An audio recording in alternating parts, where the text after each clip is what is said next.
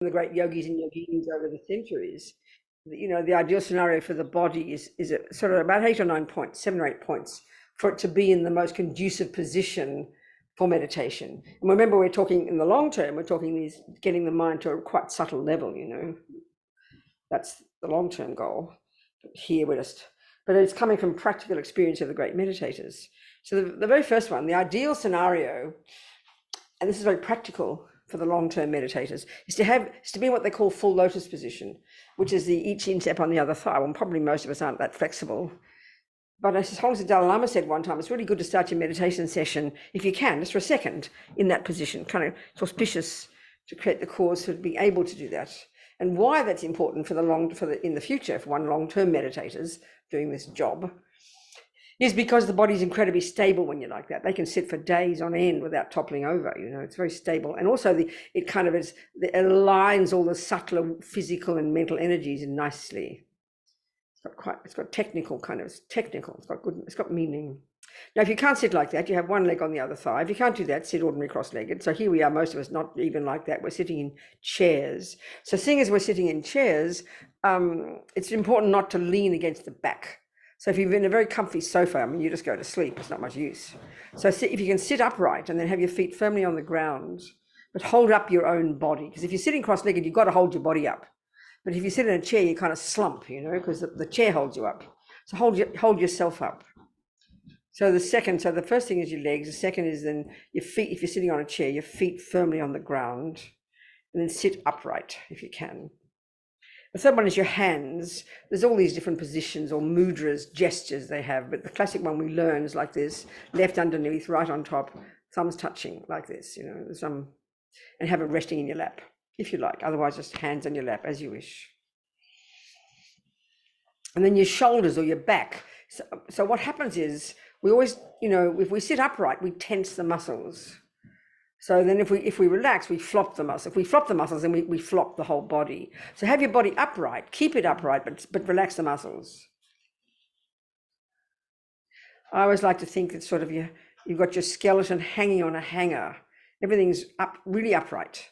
Then all the flesh and, you know, just flop, relaxing, flopping on that skeleton. So relax the muscles, the abdomen, the shoulders, but keep your body upright. And the next thing is so that's about 4 points: your bottom, your legs, your hand. I mean, your legs, your hands, your body, your shoulders, and muscles relaxed. Then your head, several points. So have your head slightly tilted forward, chin tucked in a little bit. If you have your head thrust back, again, it makes the mind agitated. So head slightly tilted forward, chin tucked in, jaw relaxed, lips slightly apart. And then the tip of the tongue, this is odd, but there's logic to it, the tip of the tongue resting behind the top teeth, just near the palate. This is, again, practical from the great yogis and yoginis, the long-term meditators. It stops you from dribbling. It's very practical. It stops you from having to swallow the spit all the time. Tongue behind the top teeth, jaw relaxed, lips apart. And then finally, your eyes.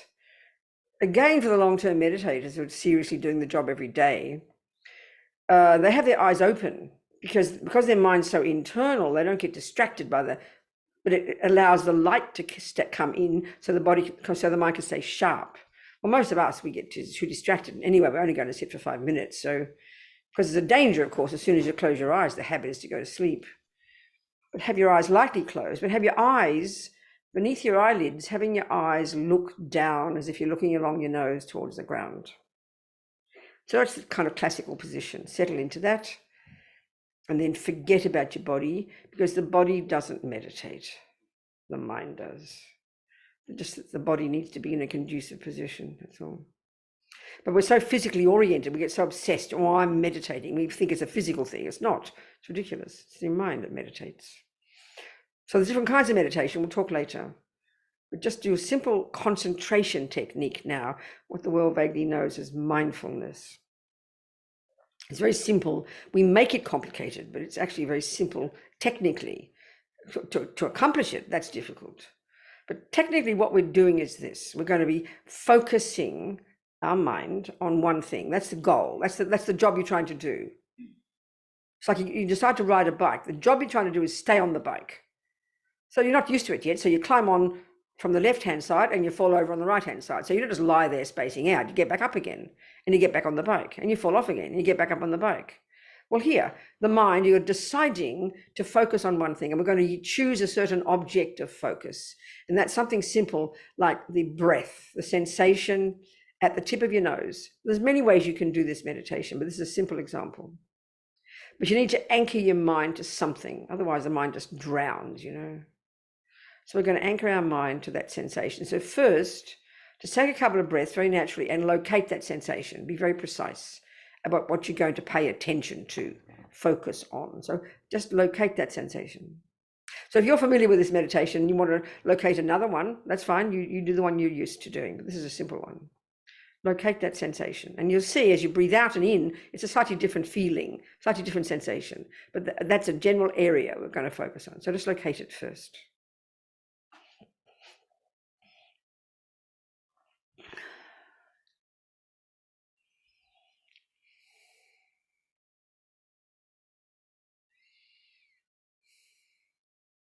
So it's very simple, but of course difficult because our mind's berserk. What we're going to do is with determination, we're saying to ourselves, okay, I'm going to pay attention to that sensation for 5 quality minutes, which sounds short, but it's a long time, I tell you. 5 minutes. Most of the time we do this meditation, people might sit for 20 minutes, and you could say that with respect, that 95% of the time they're spacing out. So this is not a relaxation technique. It's really important to distinguish. It's not a relaxation technique. That's a very nice thing to do. We need it, but this is not that. You're trying to stay alert the whole time. You've got to stay conscious.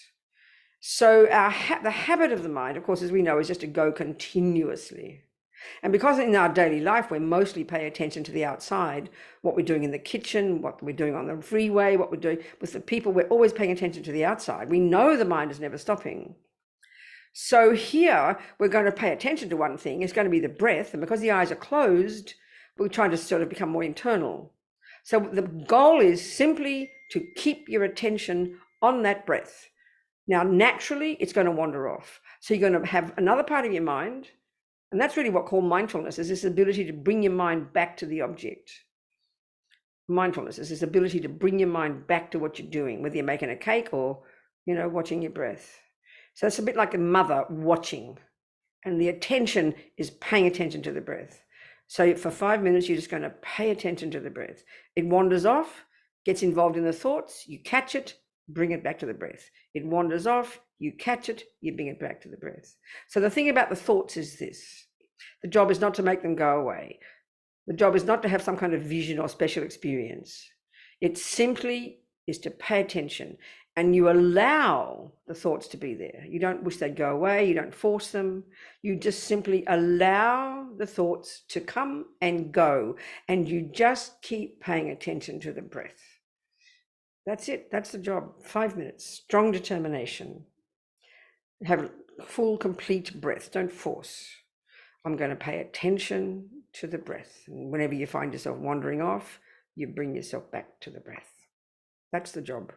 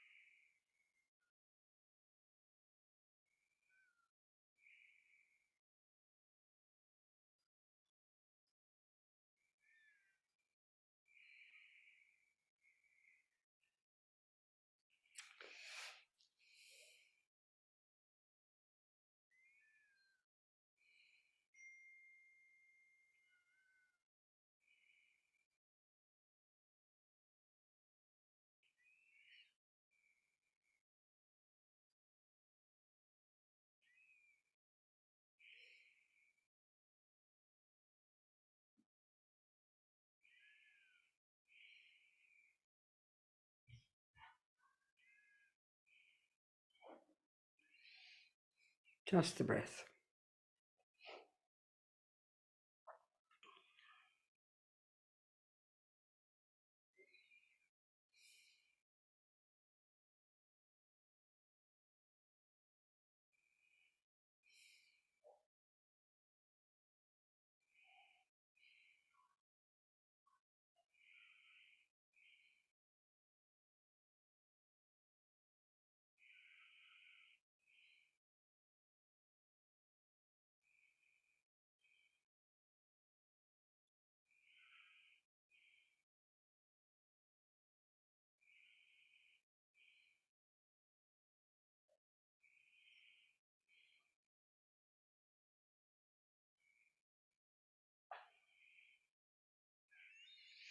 Just stay alert, keep the mind sharp, don't space out.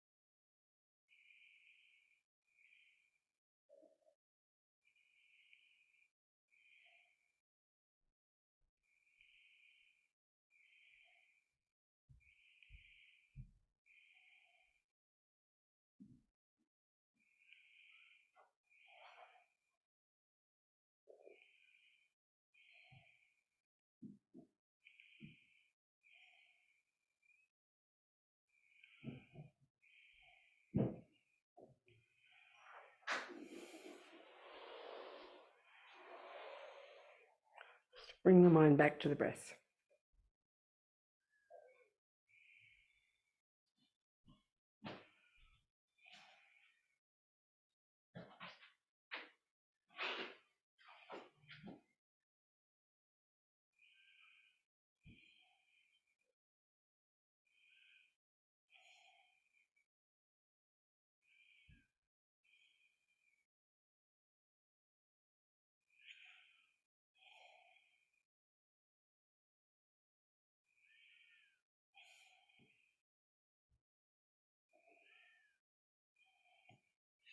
Okay, relax now. It's far better to do 4 quality minutes than to do 20 minutes spacing out, thinking you had a good meditation just because you felt good. That's not the goal. So this is it's a very specific thing, this. And of course, it was these Indians 3,000 years ago who invented this technique. And like I've been saying, but let me just say a bit more here about this technique. So the end result of it, actually, it's known in English, it's known as karma. One of the translations of the term shamatha in Sanskrit is karma abiding. So it's also the name, it's the name of the technique, but it's the name of the result. So the state of mind, so the level of focus that our mind is capable of is like science fiction for the modern view of the mind. And that's because if we take the way we talked yesterday was the sutra teachings and the Vajrayana teachings. They're different kind of models, different ways of seeing things. But though yesterday we talked about gross consciousness, subtle consciousness, very subtle consciousness. It's a way of describing levels of capacity for cognition, going from the grosser, which is a sensory, to the mental, to the subtler mental, to the subtlest of the subtle. So mostly you could argue in our modern, certainly in neuroscience, we only really posit the grosser level, obviously. It's where the brain is functioning. So you could say a person who's accomplished this single pointed concentration, this samadhi concentration, which is the state of mind of a person who's accomplished this shamatha, this calm abiding. If you were to see that person in concentration, fully developed, they'd look like they were dead. Because their mind, because that's what we're saying here, the Buddhist view of the mind coming from the Indian view, it's got much subtler levels of cognition. So I think it's interesting, if you think of the Christian teachings and the Muslim teachings, blah, blah, we all recognize we've got a body, but the part that isn't physical, that's called a soul. And it's necessarily something mystical and you can't describe it and it comes from God. So it's all a very different approach, But here, the Buddhist view is just there is the mind, but you've got the grosser levels, but the subtler level, he doesn't carve it off and call it like a soul. It's just your mind still, but it's a subtler level of mind. And that's coming from these Indians. They're the ones who developed this brilliant skill. And it's a psychological skill. Don't fantasize, don't mystify it as spiritual, although it's different. No. It's a psychological skill. It's incredible. That enables us, having accomplished it, we get to these subtle levels of mind. So then you think, what would you want to do that for? Why would you want that? Well, in itself alone has got stunning qualities. You've got extraordinary qualities when you've accomplished it. So in itself, it's extraordinary, but that's not the point. The simple reason from the Buddhist perspective to get to the mind to a subtler level is because the mind gets ever more capable It's like you're accessing the microscope of your mind. And because the delusions in the mind, all the afflictions, as they call them, the unhappy emotions, this intense ego grasping, which brings fear, the attachment to get what that fantasy me wants, the anger and panic when it doesn't get what it wants, and all the other variations, the low self-esteem and all the nonsense we are so familiar with. These drive us to an incredible degree, the Buddha is telling us. And these are the states of mind that he has found from his own experience in the subtlety of his own meditation that are not at the core of our being, that there are methods, and his methods are the methods to get rid of these delusions, to rid the mind utterly. So again, from our perspective, that's like science fiction. It's like bizarre to think you can rid your mind of certain qualities.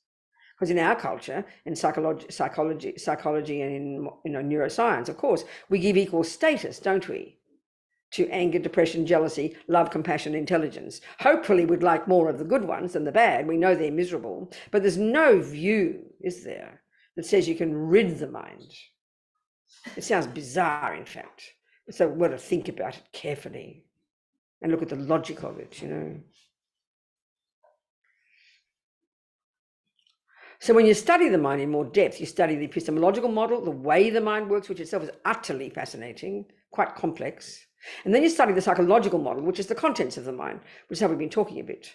The positive ones, the negative states, these neutral ones, blah, blah, blah, you know. So your job as a Buddhist is to become intimately familiar with the workings of this mind. Why? Because the rubbish stuff in there is the source of your pain, and the good stuff is the source of your happiness. And you, just from your own point of view, this is the wisdom wing, forget the compassion wing. You're trying to get happy. You're trying to get rid of misery, you know. And all Buddha's saying is, honey child, what goes on in your mind is the main thing. Yeah, remove yourself from your angry husband. Yes, get yourself out of an ugly place. Don't eat bad food. Yes, the external world plays a role, but, you know, be reasonable and then work on your mind. That's the key. That's the source of happiness and the source of suffering. So the mind is Buddha's expertise, you know. Extraordinary in the literature. There's extraordinary amount of information about the mind. It's utterly, utterly fascinating.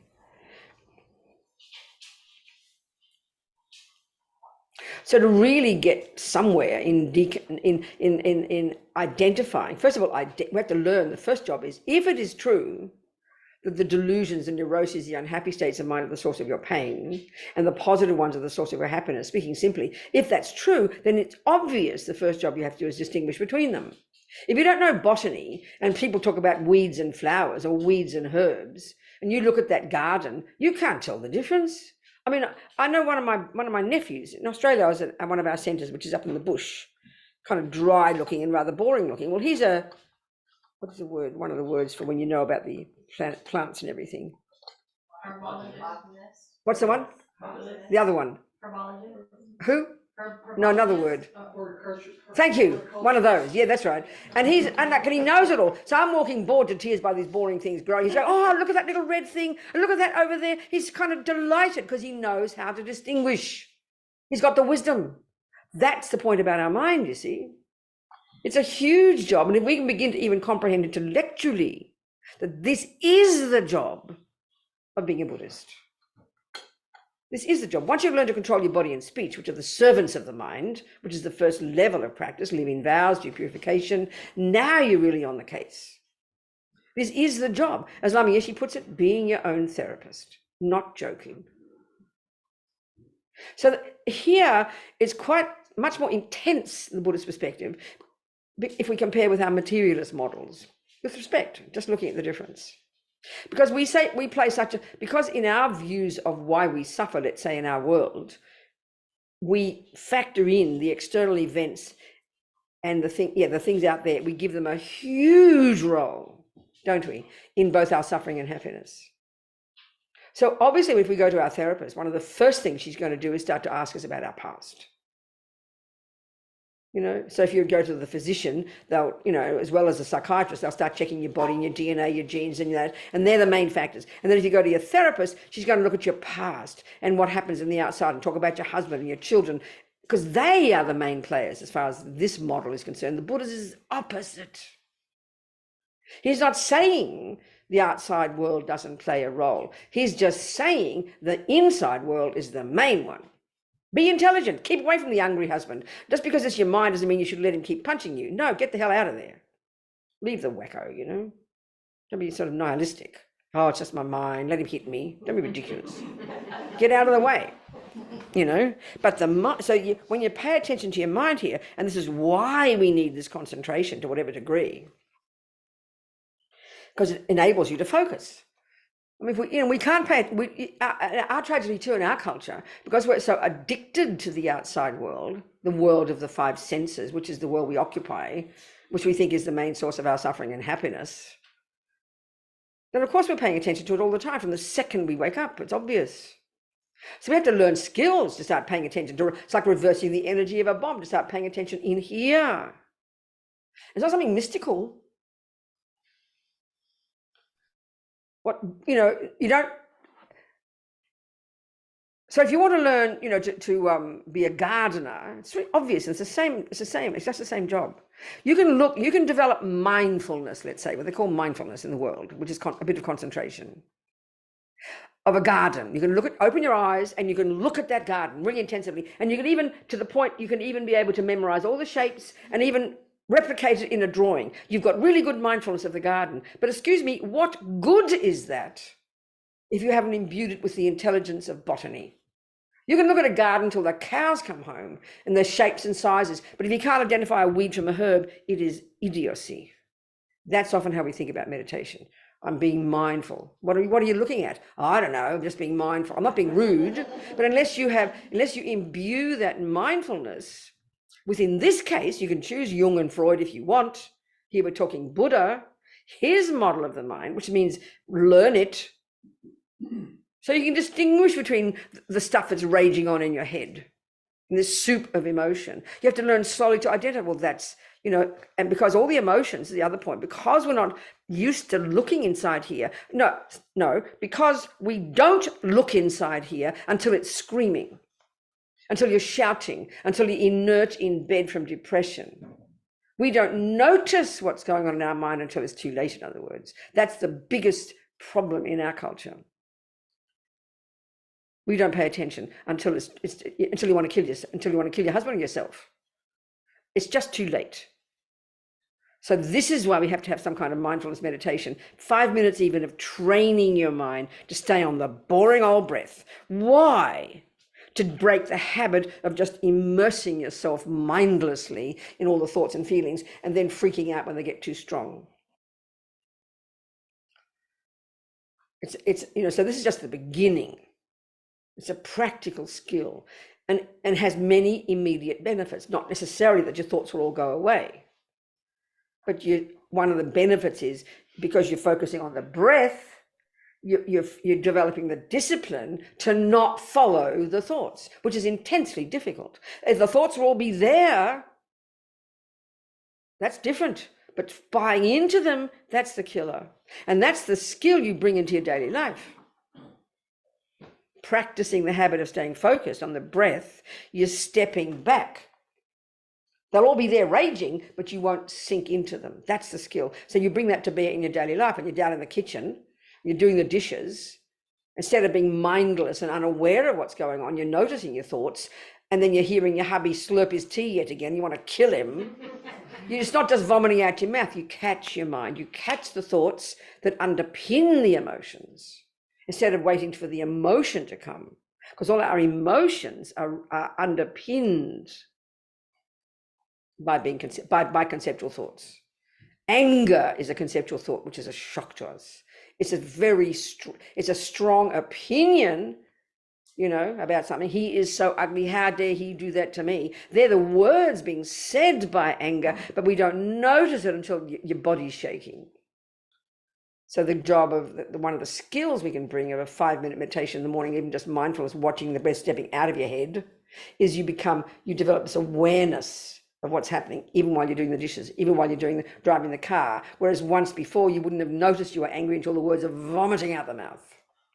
So it's very practical. It's a benefit of this. You start to become more conscious of what the hell is going on in this head of ours. And that gets ever more subtle because these thoughts and emotions, we're just conscious at the tip of the iceberg of them. We've got to drill down ever more deep, ever more deep, ever more deep. It's not mystical, I promise. It's really sophisticated psychology. And concentration, mindfulness, this skill, developing it is the key to success in the drilling down. Then the ability to identify what's there, that's from the second mode of meditation, and that we mystified terribly. It's called insight or vipassana.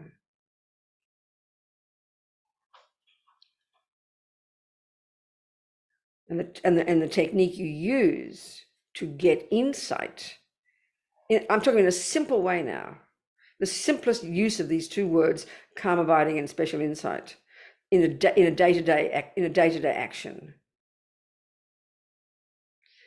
You got a few minutes of concentration. You focus your mind, you just focus. It's non-conceptual. Your thoughts are crazy, but you're not buying into them. You're just learning to focus. And then the ability that gives you as you develop it in your daily life, not even in your meditation cushion. You wake up, you go to the kitchen, and now you've got the habit now of being disciplined. So while you're doing the dishes, you're not focusing on your breath. That would be silly. You'll break the dishes. Obviously, while you're doing the dishes, you're focusing on the dishes, but you can hear your thoughts in a more conscious way now. And then then you use intelligence to argue with them. Or you're just watching your thoughts, you're talking to yourself. That's insight in the most simple way. The method you use is thinking or analysis, thinking, but clear thinking because you've got some concentration. And then it'll trigger an aha moment. Oh, I understand. I see what's happening, you know. In the simplest way, we mystify this concept of meditation, both concentration and vipassana. So, for example, one of the first techniques that Lord Buddha taught of vipassana, insight, was to observe the sensations of your body. So, of course, in the West, we think he's trying to get us to have insight into our body. No. The reason he wants you to pay attention to the sensations of your body is to get insight into impermanence. Insight in English is a great word. Inner seeing. You know, so you know very well yourself, if you had a problem, you've got a problem, you're trying to work it out, you're thinking about it, you're thinking it through. That's analysis, isn't it? That's thinking. And then at some point from that clear thinking, whether it's an emotional problem or an intellectual problem, you'll go, oh, I get it. Oh, I see, I get it. Well, that's insight. And we just have to grow the concentration and grow the insight. Insight into what? Well, to the Buddhist view of the universe, impermanence, karma, compassion, emptiness. Every word we're hearing here is Buddhist philosophy, Buddhist psychology. What we're trying to do is get insight into it, to bring our mind into sync with those views. That's our choice if we choose to be a Buddhist, you know. We fantasize all these words because they're kind of Asian, they're Tibetan, they're Sanskrit. It's practical psychology, just a very sophisticated psychology, not kidding. So the major difference, as I'm getting at before, between our therapy style in the West, which factors in massively the external, even we think that's the main, in fact, we think it's the main cause of why you're depressed, why you're angry, because your father this, your mother that, your boyfriend this, the world that. The Buddhist one is when you're studying the mind, when you're studying the mind in Buddhism, you are studying precisely and only the mind. You're looking into the nature of anger, the nature of jealousy, the nature of depression, the nature of this and that state of mind. You're analyzing it itself, nothing to do with the external factors, nothing to do with the external triggers. And that enables us more and more powerfully when something goes wrong, hubby's slurping his tea. You've asked him 4,000 times to stop doing it. And now you've decided you might work on your mind instead because it hasn't worked. So this is how it looks. You're in the kitchen, you've just done your practice, you're down in the kitchen, you're doing the dishes, and you're hearing him slurp his tea again. So normally, the anger would arise, you wouldn't notice it, you'd feel it, you'd know, and then you'd blame your husband. He's the problem. His slurping is the problem. My anger is not the problem. My anger is the result of his slurping. That's how we think. So I'm right in asking him to stop slurping. Unless he's slurping his tea. So here, you're changing your mind instead. The event is there. and it's triggering. This is the thing. The slurping, the external event, however bad or good it is does indeed play a role, but it's merely a catalyst. That's the way to put it. We think it's the main cause, but it's only a catalyst for the Buddha. It's only a catalyst. This is powerful. So the job is to notice what's in the mind before it becomes emotional, before it vomits out the mouth, obviously, that's the point. And you hear it. So it's emotional. When it's very powerful emotionally, that's when the body's involved, and it's too late. Then it's too late. Then it's too late. That's the wheels are falling off. It's too late to do much about it. But with this practice of doing some kind of morning practice, and and having the wish to see your mind every day, you start to notice the thought processes, all the conversations before they become emotional. That's the skill we have to learn. And then what happens? Because you can hear the thoughts. You feel the irritation, but you hear the thoughts. He's slurping his tea. I've told him not to do it, And you go, Robina, and you talk to yourself. You bring out your good roommates. You've got all these millions of roommates. You've got your good roommates. That's kindness and intelligence and compassion and patience. But they're usually sort of under the mattress or in the cupboard. They don't come out because the other guys run the show. We know that. There's my anger now dominating. So patience comes out, kindness comes out, intelligence. Give it a break, Robina. He's okay. It's only a sound. You're projecting your annoyance onto his sound. Give the man a break. He's allowed to enjoy his tea. You talk yourself through it. And then what? The mouth will be quiet. And before you know it, you won't mind the slurp. If my friend Sunny in prison can transform her mind about that, I always use her as an example, then I think we can do it with the slurp of the tea. But we wait till it's too late. That's the job of being a Buddhist. It's not moralistic. It's not punitive. It's not heavy. It's not blaming yourself. It's just practical, intelligent technique. Like I said to Beth yesterday, when it comes to any situation, this is kind of brutal, but it's really inarguable. I don't know if that's the right word. Unarguable. You have two options. One, besides telling him to stop slurping, one, leave the kitchen. Two, change your mind. That's it. That's it. That's it. So if you can't handle the husband's punches, get the hell out. That's intelligent. Bodhisattvas wouldn't mind. That's all good for their mill, but we're not bodhisattvas yet. So you've got to know what your capability is. So we only ever got two options in terms of our self. The external event, if you can make it go away, that's fine, that'd be useful. But in the end, nothing changes here. You've got to start changing something here. This is the skill. It's intense. He didn't make this up. He's just very good at it. That's all, Buddha, That's why if you do work on the mind in the Buddhist view, you're not factoring in the external, because we use that as an excuse. Well, it's not my fault. I'm allowed to be angry. Look what happened. Or we actually believe that the anger is actually coming from the outside and kind of somehow injects into me. Therefore, it's not my fault. This is the way ego thinks. So it's kind of intense thinking this through. He is slurping his tea. You're right. He did punch you in the nose. Fact. It's not as if getting rid of anger denies that fact. It's a fact. Then see what you can do. That's why my friends in prison are such a good example. They don't have the luxury of choosing to leave. They have no choice. Go mad or stay sane. And by changing your mind, that's it. That's why they're such powerful examples,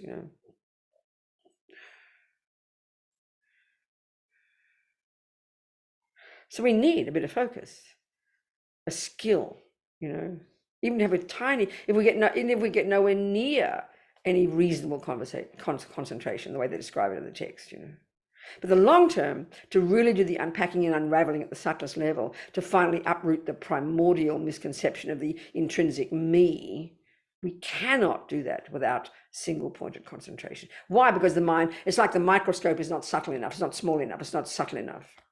We've got to get to this microscope of our mind, the subtlest level of our capacity for cognition.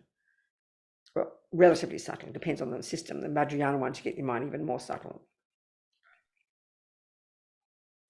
then you're capable of seeing it, seeing clearly, and unpacking and unraveling and deconstructing and then reconstructing your mind into the mind of a wise, happy, compassionate person. That's the idea. It's a long-term job, so don't be impatient, you know. One of the misconceptions, I think, in the world about mindfulness meditation is to sort of make the thoughts go away. And that's reasonable because they are pretty horrible. We know it's unbearable. The pain, isn't it, of the anger and the grief and the loss and the anxiety is so awful. There's no arguing.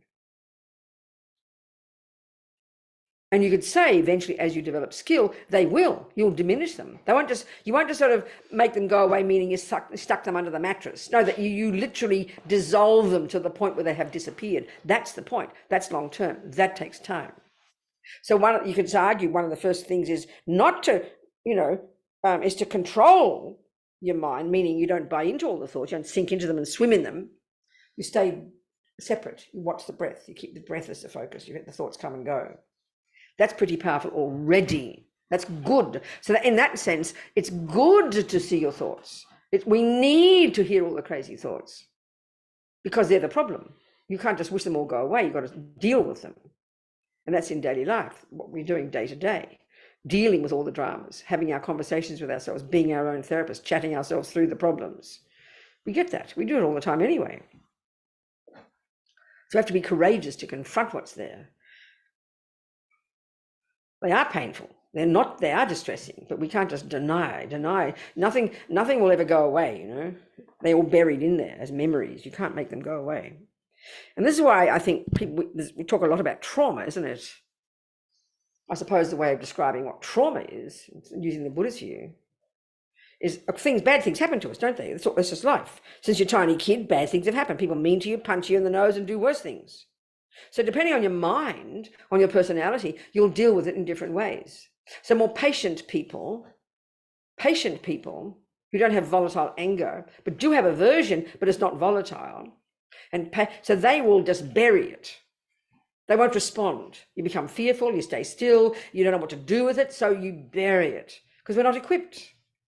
More volatile people, as a child as well, will shout and yell and kick and scream. They don't bury it. So, trauma, when bad things happen, it's because we haven't dealt with it at the time. Trauma is undealt with things. That's all. It's undealt with. So one of the approaches to it is, if it keeps coming up, and there's all levels of this, we know that from the suffering of human beings.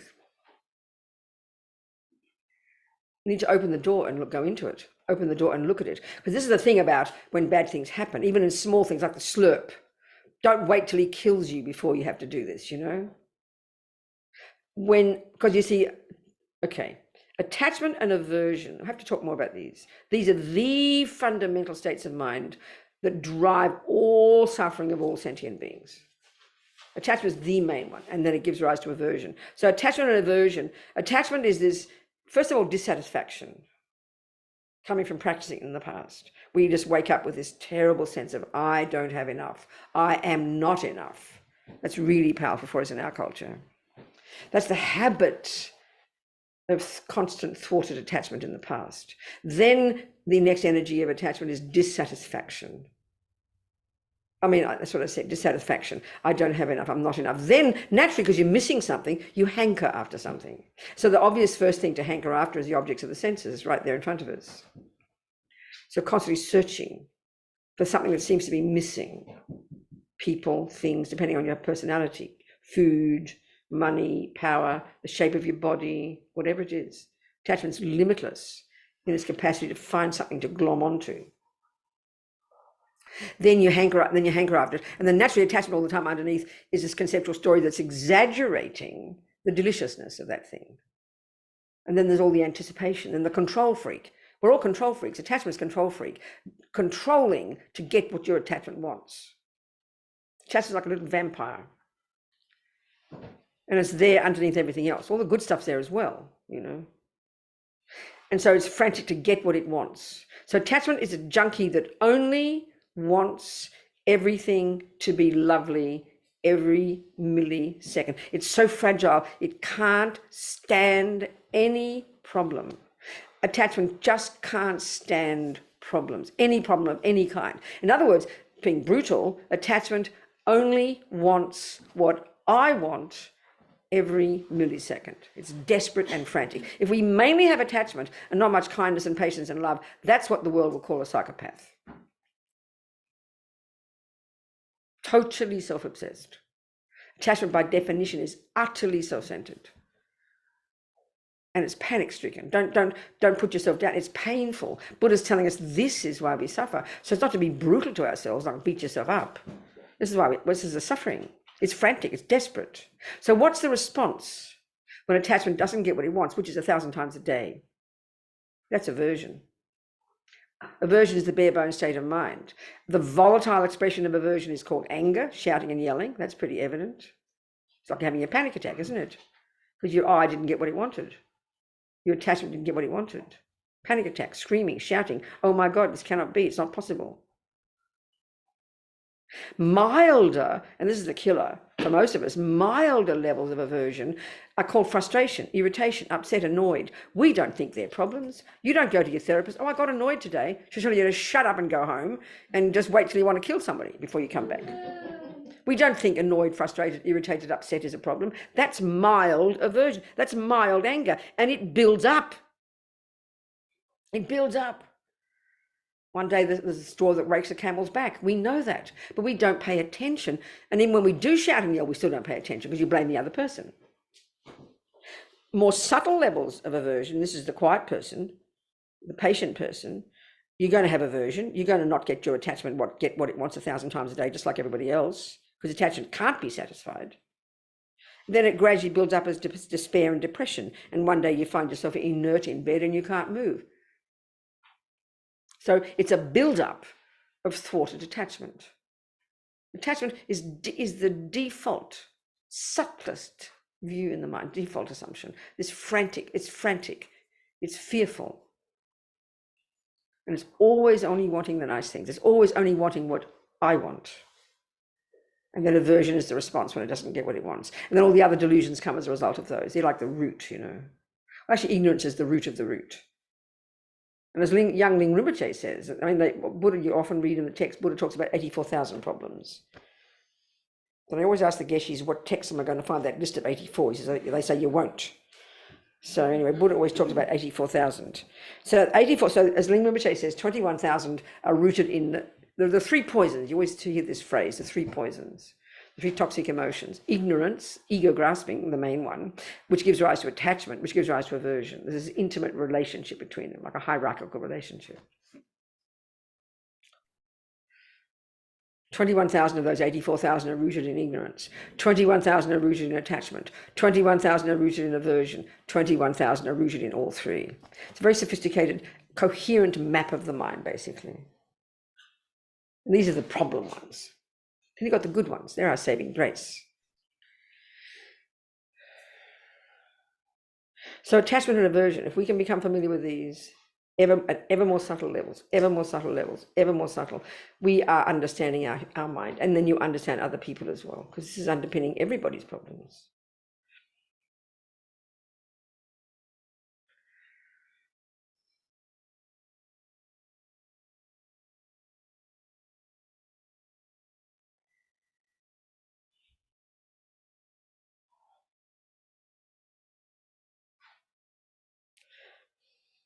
So like any job we do, you get better at it. I know when I first heard about the Buddhist teachings, started hearing about seeing my mind, I don't know what they're talking about. I thought, what are these people talking about? Anger, I know about anger, I said. I know about, yeah, all right, let me just get on with do things, you know. I wanted to know my mind. I wanted to look at my mind, but it was just too difficult because you're so obsessed with the outside world. You know you're angry, you know you're jealous, you know, but it's all they're too violent because you haven't paid attention. Then now the wheels are falling off. So it's really intense, takes time to pay attention. But as I said, you can get lots of mindfulness. That's like getting mindfulness of your garden. You can be very quiet, watch the garden, you can observe it, you can even replicate it in a drawing. But if you don't imbue it with the intelligence of botany, you're in serious trouble. It's nihilism. It's ridiculous. It's a big mistake. So same with your mind. Mindfulness is a crucial practice. But you have to have the ability, when you stop doing the focusing, you have to have the ability to get insight, which is using intelligence to know that all that's anger, that's jealousy, that's love, that's compassion, and they can all sound very similar. You have to begin to hear the thoughts, identify them, and then you argue with them because they're conceptual stories. You unpack them, you walk into them, and that dissipates them. That's why I'm talking about trauma. Undealt with stuff is what trauma is, isn't it? Because we didn't know what to do when we're little. We didn't know what to do, so we put it away, and then we became fearful. And then we live in denial of it and can't even bear. And then certain triggers will come, we'll have a panic attack. We're too terrified to look. That's why it's good to have a good therapist, good to have kind people who can help you walk into your mind and hold your hand while you do it, so you can see what's going on in there. Because as soon as you can start to see what's going on in there, and you walk into the problem, you walk into the aversion, into the fear, it dissipates. That's fact.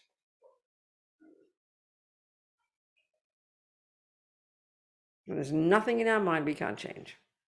That's Buddha's fundamental finding. It's marvelous. So it needs courage. We need courage to look into our mind, and own what's there, and don't exaggerate. That's what our trouble is. We have guilt. Our worst crime against ourselves is guilt. What it does, and guilt. So all the delusions, all the neuroses, all these unhappy states of mind, they all have one particular function: they exaggerate. So attachment exaggerates the deliciousness of something. Anger exaggerates the ugliness of something. Well, guilt is anger, but you're the object, that's all. If I'm mad at you, I'll say, you did this and you did that and you did this and you're a bad person. I paint the whole of you with that one brush. We know that. Well, that's guilt. Guilt is internalized anger. I did this and I did that and I did this and I'm a bad person. We paint the whole of ourselves with the brush of anger, and we run to it like a magnet. It's our default place to go when we do something naughty, whether we're pointed out by others or we point it out to ourselves. This is the biggest mistake. The key job of these delusions, as I said, is to exaggerate, to embellish, to decorate. Lama Zopa says that all the delusions, the neuroses, they decorate on top of what is there, layers upon layers of characteristics that aren't there. That's one way of describing the entire approach to the mind in Buddhism. Then we've got these layers of misconceptions in our mind. So the job is to gradually strip away the misconceptions, strip away the elaborations, strip away the decorations to get to the essence of what's there, to understand reality finally. It's very tasty. So guilt exaggerates my badness, and we run like a magnet, which is why we try to hide what we're doing. We try to hide our bad qualities. We're desperate, frantic for other people not to see them. Frantic, desperate. And this is rooted in the main attachment, the subtlest attachment, the one that is the hardest to recognize. They don't even talk about it until you get to the Bodhisattva path and talk about the 8 worldly dharmas. This weird abstract phrase. This attachment, the hardest one to recognize, is primordial. Since we're born, it's playing out. It's attachment to being seen and heard and approved of, liked, as simple as that. We crave to be liked. Now, of course, we treat that as totally normal behavior. It seems shocking to even think it's a problem. But we should question that. We have to ask the question, what is it about me that somehow isn't enough for just me to be it? What is it? Why is it that I need you to approve of me? And that's this attachment. It's the most pain of all. It's the worst pain of all. And guilt is rooted in that one. So since we're little, we've been internalizing mummy's, what mummy says, what daddy says, what God says, especially God, if that's been our trip. Mummy, daddy, grandma, the government, the family, all these, all these do's and don'ts. And because we want to be seen as a good girl, we are desperate to learn exactly what it is expected of me. Then I'll be seen as a good girl. Look at it, all of us. This is primordially deep. Attachment to being seen and heard. Meaning, this attachment, this is the deepest one, it's the symptom of a really broken person. It's a symptom of half a person. You're not even valid until someone else says you are. That's how deep this one is. And that's how deep our suffering is. That's what loneliness is rooted in, isn't it? What's loneliness mean? Think about it. You've got all these thoughts, endlessly talking to yourself, talking to other people, but there's no one to share the thoughts with. So I must be nobody. It's terrible. That's how we think. And guilt is that. Guilt is being found out to be found out that you broke the cup, because mummy always said you shouldn't break cups, so you're having a panic attack. So then as long as no one saw you do it, oh, I got away with it. But you sort of build up more guilt. This is all very instinctive. This is attachment, but the subtlest level of attachment. The last one to go. They say the yogis in the mountains are giving up sex, drugs, and rock and roll and everything else. They're still thinking about what the people in the village are thinking about them.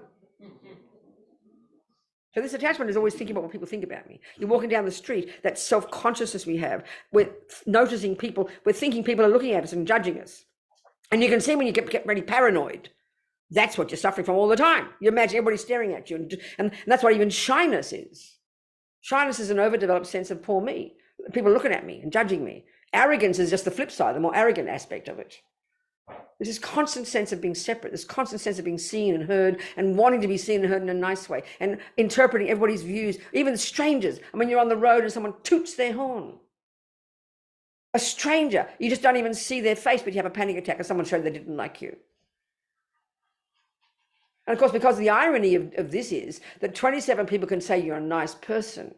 You won't believe a word of it. One person just vaguely intimates, you're not so perfect, you'll have a panic attack. All that says is what we already think about ourselves, which is really why, putting it this way, that all these delusions are the symptom of a broken person. We're half a person. This is what Buddha's telling us. But we just get guilty when we hear about it. He's saying this is why we suffer. We should be weeping in compassion for ourselves when we observe our depression and anger and jealousy and fears and traumas. We feel sorry for ourselves now, but we blame somebody. It's not my fault. I didn't ask to get born. Like we feel self-pity. I'm a victim. We believe someone else is the cause of it. When you start to own it, then if we do it wrongly, we then blame ourselves. That's a mistake. We should own all this, knowing this is what's breaking my heart, coming from kindness towards yourself. This is what real self-compassion is. Seeing your suffering, seeing your delusions, they're causing you pain. Instead of defending your right to have them, which is how the ego does.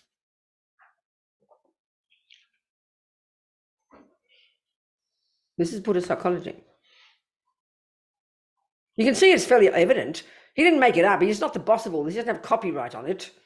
He just observed it. He's just an intelligent fellow, that's all.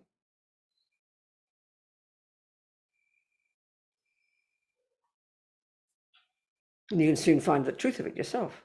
It's not believing in it, it's seeing the truth of it. That's what makes it powerful. And he's saying, this is what's mind-blowing, that this stuff, this neurotic stuff, is not at the core of our being. It can be removed. Now, this is the point. It's hard to hear that when it's emotional stuff, because it feels utterly embedded in us. It feels like it is me. But once we start to understand, first theoretically and then from practice, that all these emotional afflictions, anger, the rage, the despair, the pain, the hurt, the feeling of the body being so overwhelmed, because it's very physical when we feel it all, that it's all rooted in big misconceptions. And that's why we have to have concentration to get ever more deep, ever more deep, ever more deep, to hear the conceptual stories, the opinions, the viewpoints. And this is the point. 1 + 1 is 2. We know that's a viewpoint. We know it's a truth from the perspective of what's called mathematics. It's an agreed upon truth. This is what relative existence is. Dependent arising, conventional reality is a convention. We agree that's called a book. We agree that's called a microphone. We agree that 1 + 1 is 2. They're agreements, convention. So, given that, we know, therefore, that 1 + 1 is 3 is a mistake. Now, check this. They're both concepts, aren't they? They're both conceptual thoughts. But one is valid because it's related to a basis of reality, and that's within the framework of what we call math. And 1 + 1 is 3 is a mistake. So this is the point. They're both conceptual thoughts. They're both conceptual thoughts. And so I'm learning math, and I go, 1 + 1 is 1 + 1 is 3. No, Rabina, it's 2. Oh, sorry, I forgot. 1 + 1 is 2. So listen to this. I said the thought, 1 + 1 is 3. That was a thought. Then you pointed out my mistake. I wasn't clinging to it because I just forgot. Then I changed it to 1 + 1 is 2. So now 1 + 1 is 2 is fact. So you have to ask the question, what happened to the previous thought? This is a really serious question. What happened to the thought 1 + 1 is 3? It's a really serious question. What happened to it?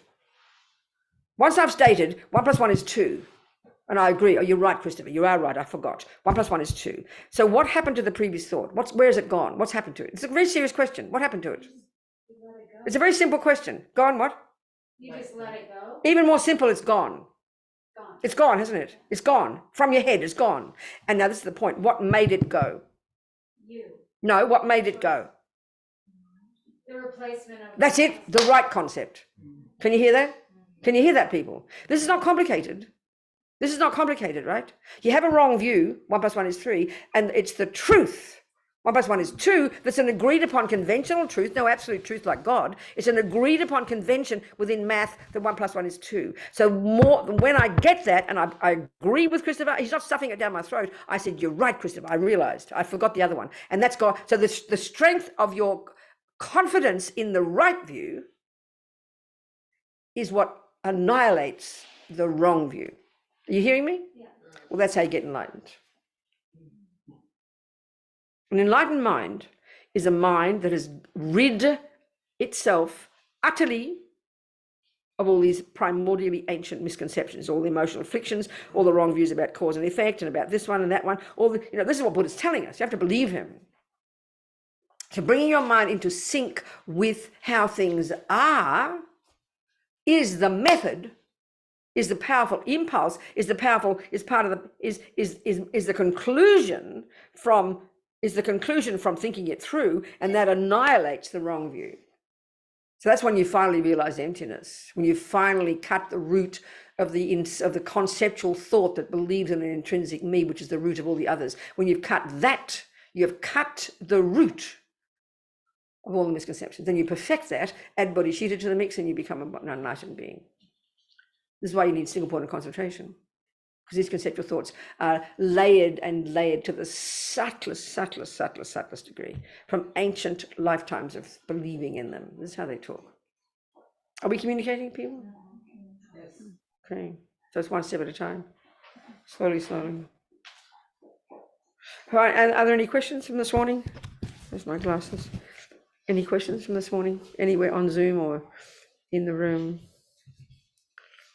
Yes, Beth. So it makes me think, when you were talking about guilt, Yeah. it makes me think of another model of A Course in Miracles, where they say to engage your guilt, because everybody has guilt about having an ego, and we fundamentally, all feel that guilt because it's competing with enlightened mind. Yes, it's true. Bodhicitta. Yes. And so, do we engage guilt in that way? I want to hear what you mean. So why don't you say more what you mean by engage in it? I have to understand that thought. To really feel that guilt that we all have. Yeah, to go into it and see it and analyze it, and then what to do with it. What's the next step? But what is the next step? What do you do with it then? I don't know. That's the point. Yeah, I don't know. Doesn't say. No, but no. So in one sense, what you're saying is learn to own it and stop going against it. Is that what you're To saying? be in touch with Okay, guilt. so this utterly, and this is the thing. So like I'm talking before, the reason to have concentration, even just a small amount every day, is so that when you come down to the sink or the freeway, you're more conscious of what's going on. And so that is exactly the point. Instead of denying it and pretending you don't have the anger, the guilt, the fears, you are seeing it and hearing it and owning it. Is that what you're saying? I guess Not quite. it's the same as being in touch with. You're being in touch with it. So being in touch with it means seeing it. So if I'm learning botany and I go out, I've done my books, I go out to the actual garden, and then someone else starts to test me, well, now point out a weed and point out a herb. I'm getting in touch with the weeds, aren't I?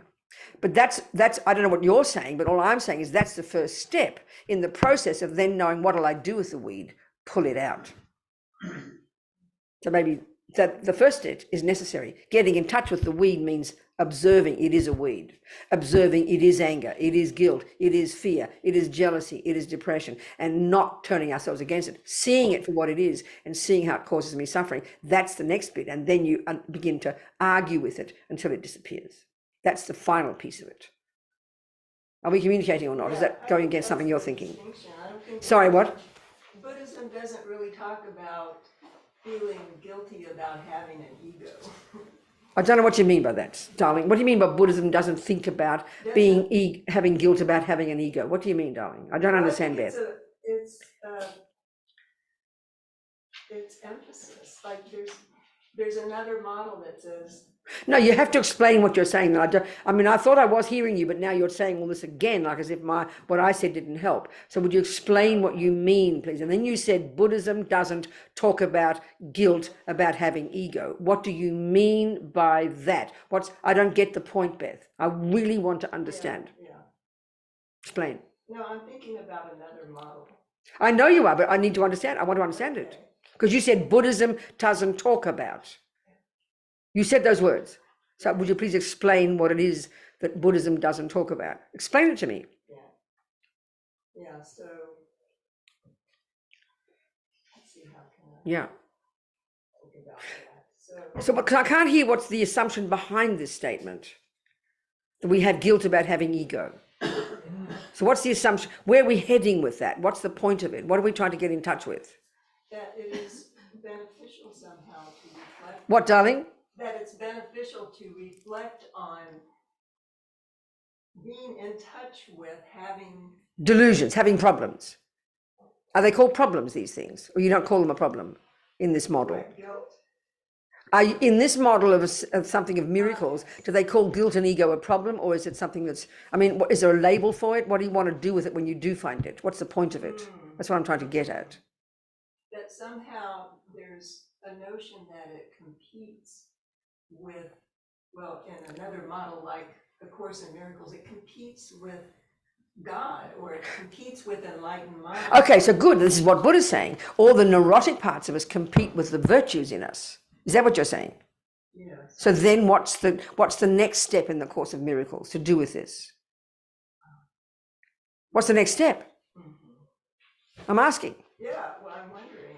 So then why did you say Buddhism doesn't talk about how we have guilt about having ego? I needed to understand that statement. Yeah, I think the rule of thumb there with a different model than Buddhism is that once a person is in touch with that experience of competition with, yes, the good, the better part, God or whatever. So then what happens? well, that wakes us up. Okay, now we're getting somewhere, Beth. That's exactly what Buddhism is talking about. That's what I've been saying today. Why do you want to have concentration? So that when you do get down to the sink, you hear the annoyance and the anger and you own it. You own it. And then you see it's causing you suffering. And then you change the story. And you become patient. Are we communicating a bit now? Yeah? You don't look like it. No. It makes me think of that, there's like a medieval saying. What, darling? Suffering is the swiftest path to completion. If you use it. Yeah.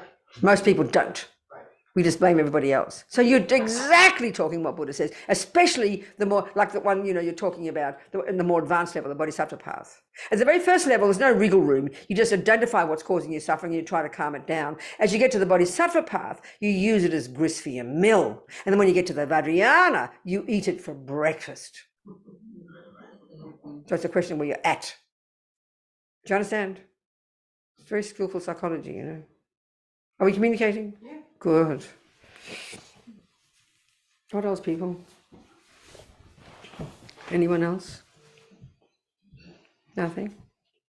I have a question. Good.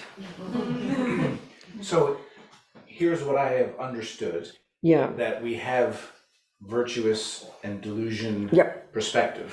in the that- mind, yes. In the mind. All right? mixing together like a big soup. Right. Yeah. So that, The weeds and the herbs all mixed together. that exists in our mind. Yes. And this practice, we're trying to identify clearly the things that cause us our delusions. Yes, causes suffering. Mm. And we are attempting to eliminate them. That's right. Baby step by baby step. And like the first step is to own them. And that's part of our problem. We just have guilt about them and beat ourselves up, and that just entrenches things. So the first step is to recognize it and see it causes you pain. That's like seeing the weed. It's a tremendous big step. It's a sign of self-respect, actually. But we don't have that naturally. We seem to run to I'm a bad person. So that's a major point. Yeah, that's exactly right. And what I also heard, however, was that our natural state is virtuous. Yes, go on. That's a So- question of understanding what that point means. So ask your question. So if our natural state is virtuous, Yeah. how have we accumulated? I understand. these Okay, delusions? I understand. It's a so maybe saying our natural state is pure and clear sounds like we've been that before, then lost it. It's not meaning that. It's not. So that's maybe why it sounds wrong to us. What it's saying is, once we identify that an acorn is a potential oak tree, then you could say that an acorn sitting there alone on the ground with no conditions and no water and no sun and no conditions to enable it to become an oak tree, it by definition is always potential, is always owning the potential to be an oak tree. As long as there's an acorn, it always possesses the potential. So its true nature is to be an oak tree. So our true nature is to be pure and clear. So it's not as if we are now that and have been that. It's always, that potential is always there. Are you communicating? It's very, so and even some of the people in some of the traditions talk about how we're already Buddha. We have to recognize it. That's not really what's being said. I mean, an acorn, try and get shade from it, you'll be disappointed. But it's powerful. Instead of just, oh, there's a boring old acorn, how boring. Oh, here's this big lump of me. We're kind of walking around identifying with big acorns. I'm a hopeless little nothing round little thing with a hat on. But to realize I've got this massive potential to be pure and clear and free of delusions, that's pretty tasty and pretty encouraging. That's what it means. So we never were. That's the Christian teaching. I remember my Jesuit priest friend, we have discussions about this. That's how they talk, that you were pure at some point, then God makes you, and then you lose the plot. That's not a possibility, because if you've realized emptiness and cut the root of all delusions, they can never grow again. It's impossible. Once you've got an egg, which came from a chicken, which came from an egg, if you break an egg, you will never get another chicken. So we can get at some point where we finally cut the root of all delusions and realize emptiness. That's when you begin to taste your true nature.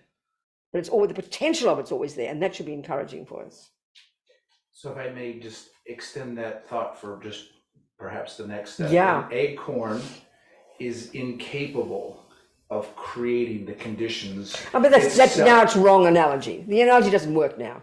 It doesn't work. It's not giving awareness to an acorn, just showing the principle of that an acorn is a potential oak tree. Right. And it needs conditions. Correct. So a mind is a potential Buddha, and it needs conditions for it to grow. That's the point.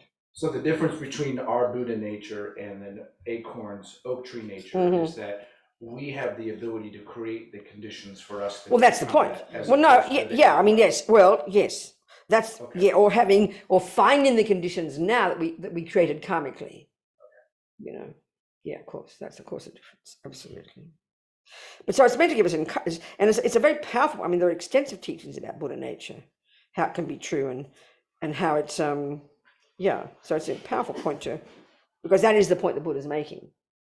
That these delusions are adventitious, they're not intrinsic to us. And why not is like the point I made before, because they're all conceptual stories, and concepts can be removed, concepts can be argued with. Do you understand? Yes. Yeah. And why we need single point of concentration to realize, to rid the mind of the deepest misconception. It's not possible at the grosser level. It's not possible to see the reality that there's no intrinsic I there until we've got to we can know it intellectually, but to experience the truth of it, it's necessary to have single point of concentration to do that, because it's too subtle, much too subtle for the gross mind. But we start where we are, one step at a time. It's a process. What else? Yes. I just kind of wanted to comment on Yeah, on that really yeah. quick. Because in the Lam Rim, Tsongkhapa talks about how this is the optimum human rebirth. but it's only in the human realm can you. So what's your point? What's the point you're telling me? It's more of a. But no, what's the point you're saying? Well, spell it out to me, what you're saying. Spelling it out that What are you to saying? achieve Buddha nature, to create those conditions can only be done in a human rebirth. So you're just, Oh, the acorn. he's giving you a teaching here, so please listen. That, yes, the acorn's an analogy, but, why the animal realm is a hell. Yeah, but this is not, I mean, it's not, yeah, but that's getting into the details now. Right. That's getting into the details. We're talking about I'm talking about the essential point, which is a pretty powerful one. Then, of course, now the details. His next question is, well, how do I do that? And that's the answer. He didn't ask that question, you see. So I'm not going to answer because he didn't ask it. But you're jumping ahead. That's all I have. Are we communicating? Yes. Good, darling. Who else would like to ask me a question or make a comment? Nobody? Maybe it's time for tea already, is it? What time is it? Start at 10. 11:15. 11:15. Another 15 minutes, 11:30, then we go to 12, yeah. 15 more minutes. Okay, so then let me think where we can go with all this. Are there no more questions? Are you sure no more questions? No more questions? I have a question. Wait, go, darling, you talk to me. It's not necessarily about the story. Doesn't matter, sweetheart, whatever. So what triggered it was a discussion on Friday evening.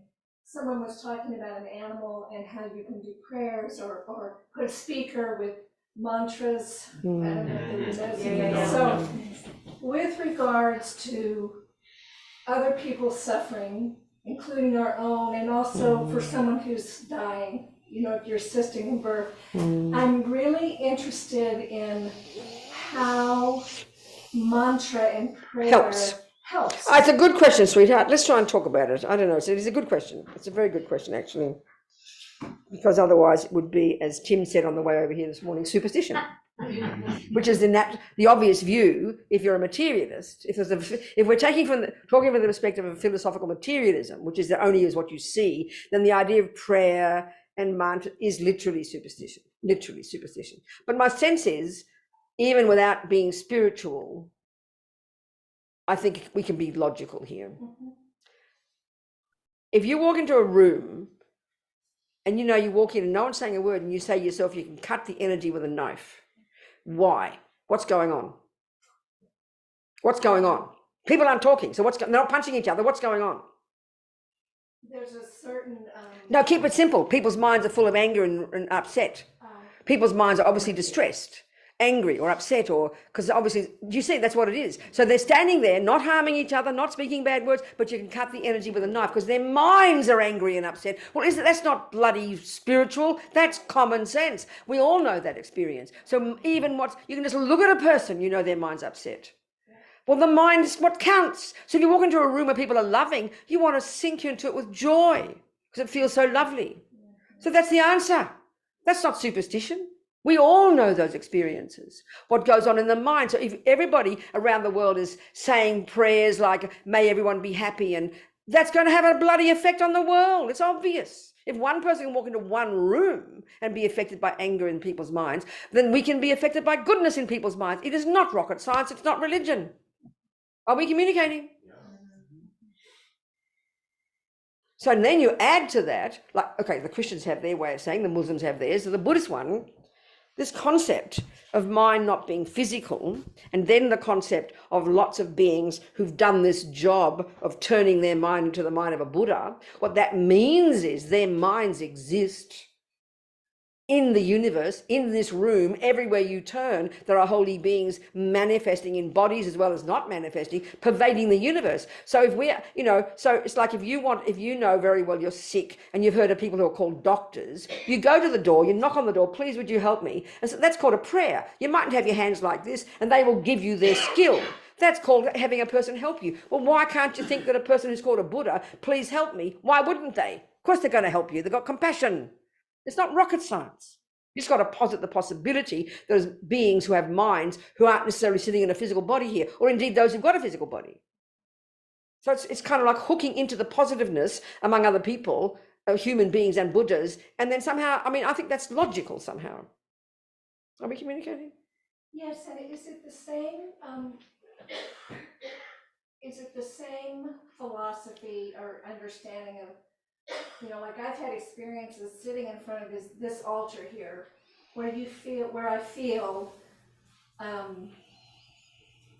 presence or darshan. People, I mean, of course, Is that because if it is true that there are enlightened beings in the universe who aren't necessarily in the human body next to you, but their minds are existing, then it makes complete sense. But you've got to take that as a possibility, apart from just positive people existing and having positive thoughts around the world. Yeah, I mean, and if we can hear this business about what a Buddha is a mind that's fully developed, that is not physical, that it always exists, that is full of compassion, full of wisdom, full of power. I mean, that's pretty powerful beings to have around the universe. And then prayer, I mean, many of the prayers in Buddhism are just aspirational. May this, they're like positive thinking. So even, first of all, the effect on oneself is pretty powerful. So even that alone, if 50 people in a room together all saying, may all beings be happy, 50 of you are all purifying your own mind by saying that. So 50 of you becoming nicer people and you're having an effect on everybody else. It's sort of not, it's really just dependent arising. If everybody collectively is being angry, then somehow, look at the result. Goodness me. I think it's not cosmic, even at this level, you know. The mind's kind of powerful, in other words.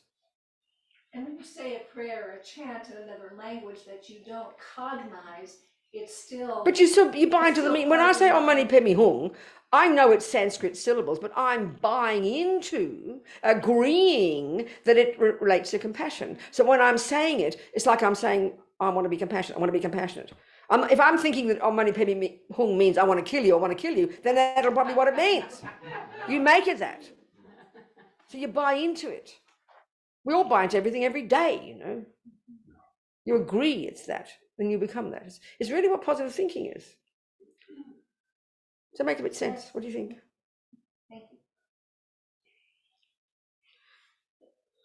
Yeah. We'll have a cup of tea, I think. Cup of tea and leftovers, isn't it? We'll have a cup of tea and leftovers. Lots of food left from yesterday. It's wonderful. Well, I'll see you in like 20, 25 minutes. I think I'm going to break, enjoy, then we'll finish. Yeah? Okay, people. Thank you, precious ones on Zoom. Make yourselves a turkey sandwich. There's turkey. I'll get the turkey out of the fridge. That's a powerful. That's a great, I love that question. That was a great question. That's a normal question. They just feel it. Yeah, it's like when you sing, the vibrations Right, supposedly. Right. And like she said, if you Every walk time you into say a room Om, where something's wrong. It changes the energy. Even certain neighborhoods you're in, you're like, And oh, that's there's the something mindset. different. I You think that's feel so. The energy. You know, Good morning. like go to Southtown, it's like different from where Skylar. Thank you. I think that's all energy. That's we studied A Course in Miracles for years. We were like, What is it? early 20s, I mean, we were just like transforming. My mother, it actually led us as well as, because it's so, This is what's. it's like, it's very, very similar, but from a very Christian, out, so it refers to God, and all of the Christian things, but the whole kingdom, and so it's really helped the mind. Everybody's at a different house. So, teachings on it. Well, I love it, but it's like. But they talk about revelation rather than. Listen to everybody talk. I don't imagine that everybody's. Huge thing. Right. And then you have to understand what it is, fear and guilt, that's what they talk about. Starting to create the levels, you know, we won't see.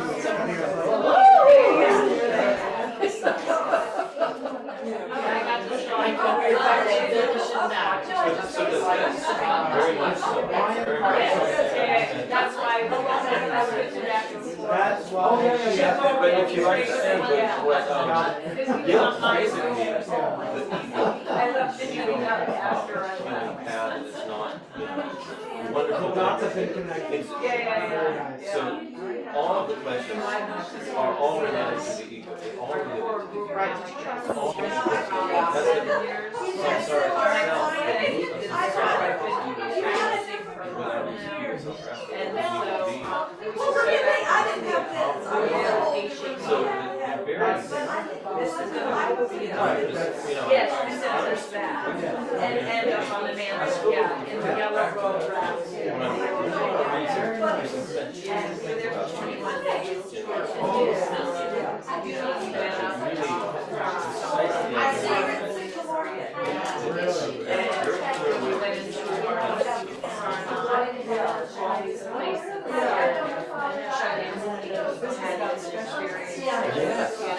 Special relationship. This is what we do. It's a test. Yes, and it's what we do. And so the two, it just was, for me, it was like a bridge from Africa. It was the other one, and Of course, but it's not just you. But I know. I grew up. A lot of my friends who were Jewish grew up around the temple. It was just yes, I have a very strong connection with the Jewish friend and all that. And yes, I understood what guilt is. But it also is I mean, there's guilt everywhere. Catholics, good Lord. Oh my God. Yes. Through my fault, through my most grievous fault. I mean, yeah, it's and then that day was also. yeah, it's like guilty. And, I was trying to think of both guys. Is there a basket or anything for donations? Because I didn't do anything on that. I just put it up on the table. Is it to y'all? I'm just making a donation. I think cash or. Well, if you want to do it to reveal, you can do it to reveal. I'm gonna give it to y'all and then Very do it. auspicious Okay, day. okay. And it was like all these things that I love merit. Merit makes everything better. Merit, you make everything Oh, better. with a name like marriage. Yeah, little did I know. was like 35 at night. Anyway, what a great day. I And I know. have to leave For it, early you know, today. but still, I ended up buying some like I should Jack leave Hash, before the Jack I hate Hash, to leave when she's talking. on I top have of to my leave bed. early. Just add 4 layers underneath that, you know? But it was great, and then down south, it was like 89, 94, so we ran the gamut of. I married Houston. Dry and cold and sure hot and humid. Yeah, not too bad, not too bad. Humidity was about what we have. A clinic, assessment clinic for. We even got to, when we were done, Very good. Very, very good. you know, and took. And it's so interesting the diagnosis as they do. And, Just spread fit my right brother-in-law's into ashes. all these things. Yeah. But it was a rough, Sure. it's a rough week, and I would like to ask for at some point, next year, Oh, okay. We you went, know, either to get them or to, well, whatever, each because he's came over to really the US wild and and was ready. in So Minnesota with my hopefully we husband. make some changes, We were you in know, for and I a know week, the. and then came here, did his teachings here, and then Right. was flying back. Right. So, I mean, you're thinking for him, Oh, flying in. for him to say for himself, or So he left for on us the to say for 16th him? of January. Yeah, he's thrilled. He's almost, he's. Right. Wonderful. Right, that's what I We actually don't know what else to do with it. Yeah. But I would, Yeah. I would find places and meditate and read. Like for John Solid to be. I think it's good that way when I was Then in our it's regular really Sunday really house. hot down south. So the timing. I feel back this before. It was, I don't know, yeah. That's great. Yeah. I'll find You know, just when it's. Yeah, yeah. But it's interesting, they all turn together, it just. So they don't have air conditioning Yeah. or heat. So what did you decide? I know. A lot of them, they're wrapped in. So I will find it. Yeah. Except the one that I wanted to say out of the I mean, and I don't know whether she wanna open I it. know where to find them. No, no, I can find, we can find a copy of this. Text it, email it, or whatever you have. I don't know what else, I don't really know. I make I don't know, were you with us when we did all the prayers? There are only two guys here. We were inside, it was like maybe 10 of us. try, you go to the restaurant. Maybe not, maybe we did like 1,000 medicine. And you never know. mantras. Is it there? I don't know. Well, you know, everything moves on, and Right. it's- Can that be? it'll be something else. I don't know. I have a one. It was pretty cool. Yeah, it was. What a perfect. Even It if was. it's like, I mean, No, I think it's kind of those meetings. It was easy to take. What? Sitting there, looking out, and you're looking over the valley, and you're looking at I mean, our. I know. And all of this holes and plots, you know? We can't go around, you just don't. No, it's like you guys, it's pretty. We use Or when you're, Yeah. so you would use. Right. Yeah. Yeah, we just did So I have a 1,000. big, that's a big thing because, He was in. you know, you're censoring yourself down to nothing eventually. I know, for the months, the months came. And you lose all the juice. Yeah, you lose the. Yeah, let me join Jerry. Let me get back to that. Yeah, instead of worrying about, well, this is supposed to be. Now we're here going, well, are we gonna go? Yeah. I, the last time I saw my teacher, so usually when you She, start. have you been watching Ellen? Yeah. I think she's very So when I tried to give You know, it. she knows all of those. Plans were made, You can't so we be- got to. When you're studying, Is this the normal time to do this? And then obviously we get down to together. and she's able to know. Put it away.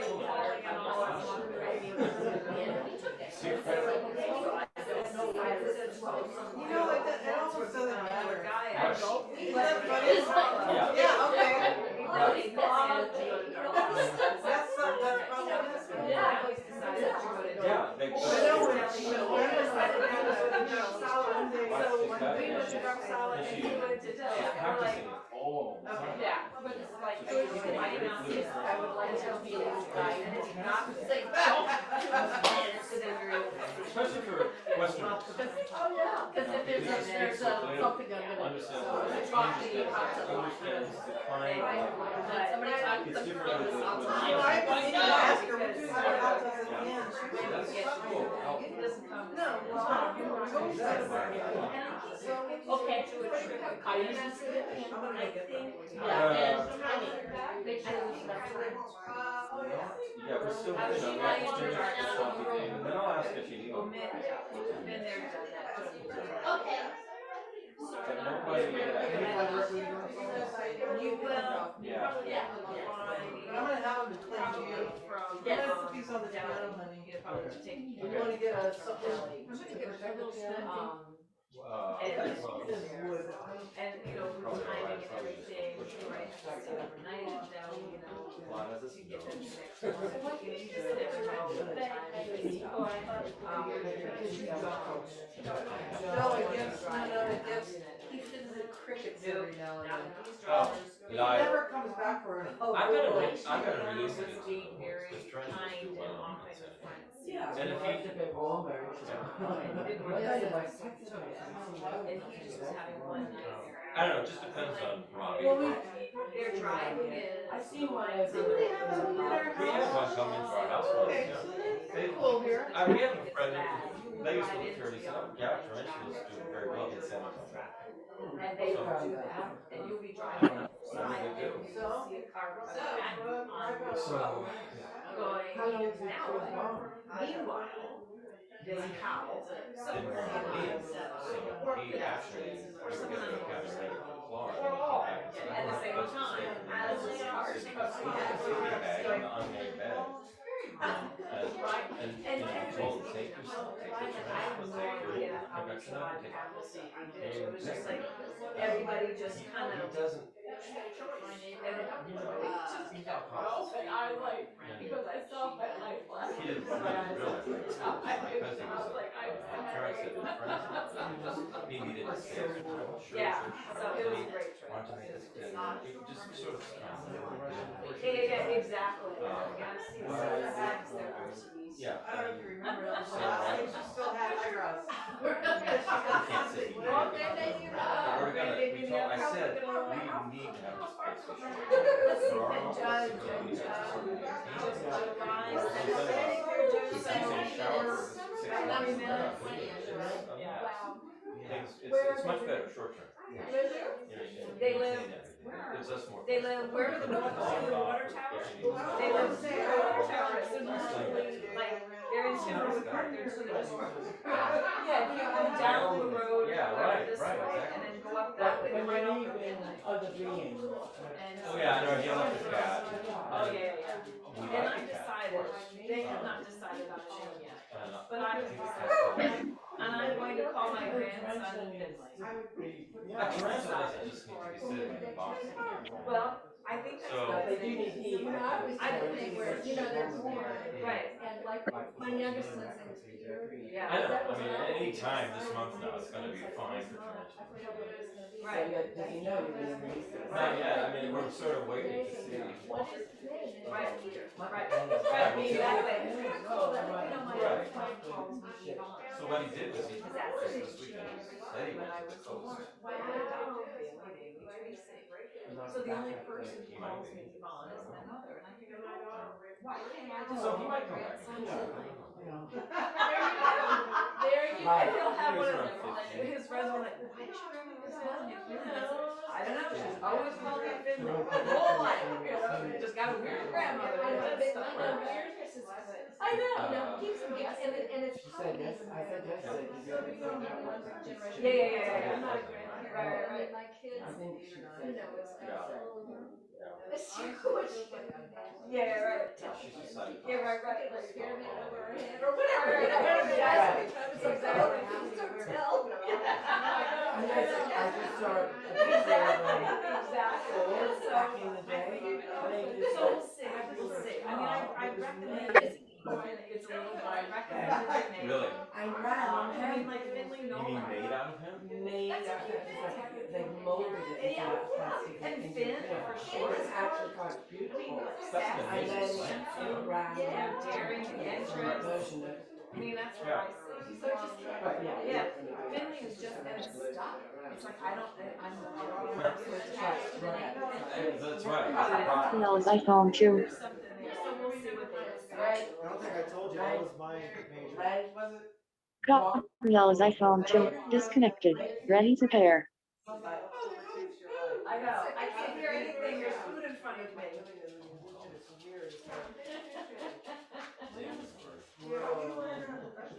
Oh, put out the trash and recycle it. Connected to Gabrielle's I found you. Telling you what to Happy, do. is it Easter? What are you No, it's even now. Is it? No, I find really? myself not- Yes. Oh, well, somebody say happy Easter. Through my fault, through my most grievous. I know. Yes, sir, what's it? Yeah, I know, it's, you know, practicing Buddhism, I've kind of pulled away, I mean, other than the big Christmas and Thanksgiving, because my kids will let those, Yeah, you know, normally we would have big things with Easter dinner and all that kind of stuff, and it's all just kind of, I know, I used to, I'm going with St. that stuff. Patrick's Day. No, but, I mean, it's, I still kind of love St. Yeah. somehow I've got, it's like, it doesn't matter, you know, every day could be St. Patty's Day. Right, exactly. Oh, that's the thing, my husband every day is birthday, and Yeah. I do certain, this is wacky me. I always do birthday journey drives, I drive out to Los Angeles around my birthday. Oh, yeah. It's just like, the whole day is like an oracle. You Yeah. know, it's like, oh, big clouds, oh, or, Yeah. it's just a fun, cool thing. Yeah. And it opens something up, you're really present. So then I thought, well, what the hell do I You do do it. that? So every once in a while, I was like, I think it's time for a birthday journey. There you go. And I do, and it's magic. Yeah, And it's just like an openness and a We go on and on. kind of yeah. celebration of being, I don't know, it's, but It's like you don't have to wait for a special They day. no, I mean, they're really just. Yeah, and there's ways to remind you. And there remains, and there's like a big like for the big collective ones like Christmas and Easter, Passover, whatever, there's a collective. Well, it's also, you know, it's good for the economy. Yes. Nice too, when you're done, you can see them. There's I think that's what's pushing it over the top. Yeah. Carolina and sell that stuff. Oh, that's cool, yeah, but it is. See that?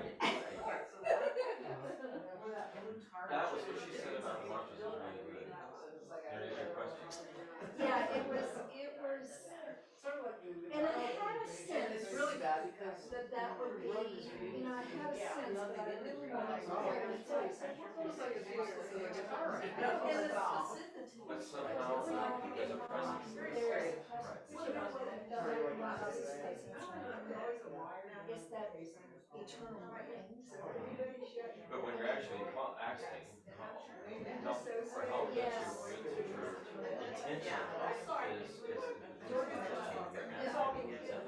your intention is So, you know, so hey, Lee, I have kind of a odd question during this.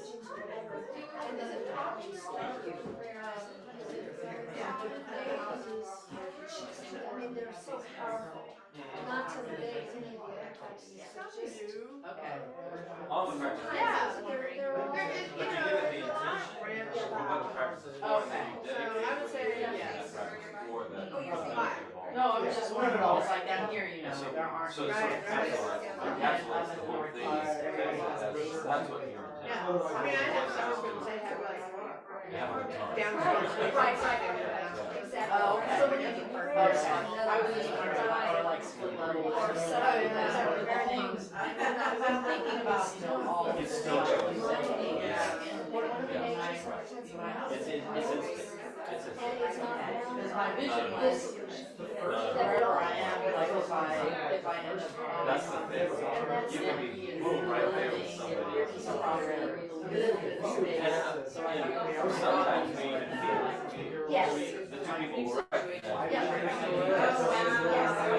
Yes. And that's just like a container or a little home that is their space, you know, but thinking about how faithful that would be the dog ground, they were upstairs, there is, when you're listening to songs, they have a cool shelter, but anyways, it's like not popular, basically, it's like they're Yes. it just depends on what the house is built and where it is.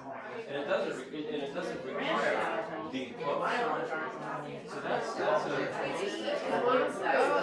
Yeah, And so, because everything appears something, then we can go into superstition, because things are built like on a prayer or a.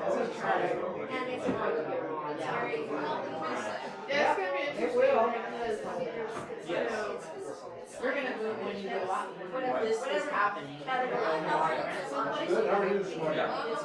Wonderful. Glad you're here and not having to work. I have lots of different friends and family. Sorry for answering the question you didn't ask. Cousins, life. No worries at all, everything's work, everything's helpful. So she would actually, I was the least, because my godchild was her daughter. Oh, okay. So, Yeah, then you feel the energy going down. it's all good. It's where the mind goes, the energy goes. So I wouldn't want her to. What you did? You wanted something. So then I have another really good friend of mine, she's very computer, a dog person. Yeah.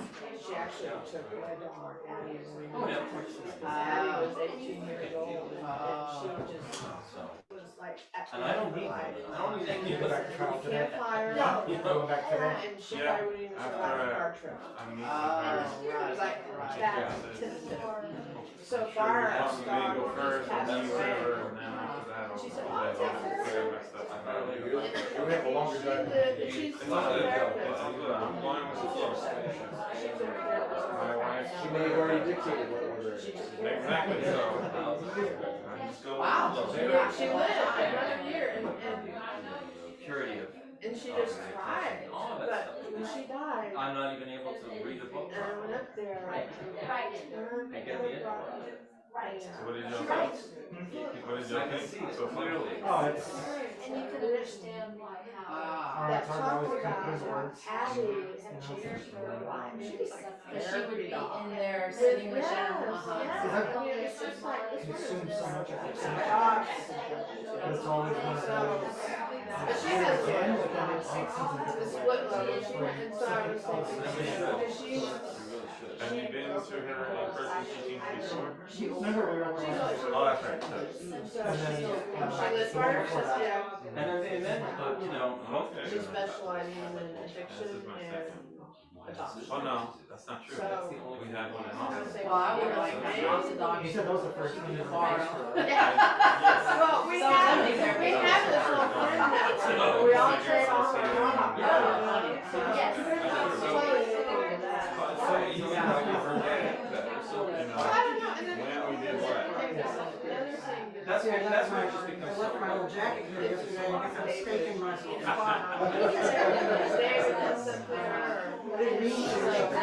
All good. He would look for something else, like he's not at the retirement stage or anything. If you found the right gig, he would keep working.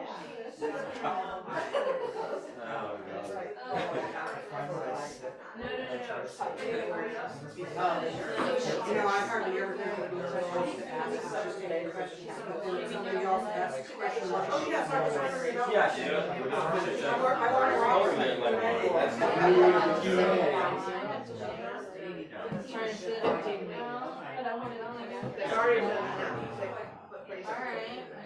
And then she's got to meet with a couple of people. Like they do that, what's that timeline, just whenever they bring it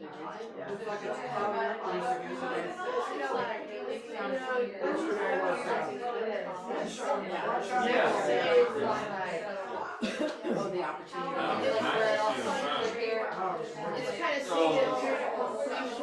Well, in the first one, I don't know if you have any legacy, but and that was just more. That's why more on her. It's not bad. It's kind of like. Here. But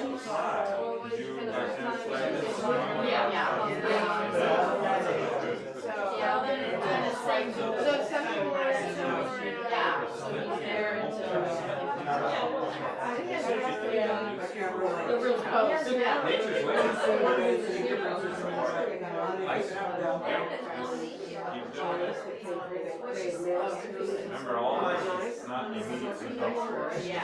So that's. It's time. Step by step. Yeah, sure. Great, would it be great? Reason why the trees cracked and got rooted is so dry.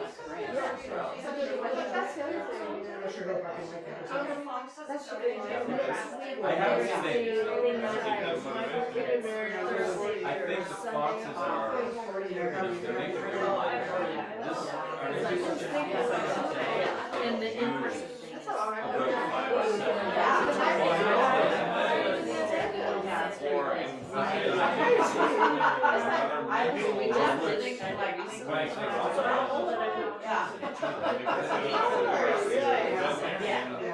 I know that there's radicals or anxiety or dementia, but the fox kind of thing that's going on.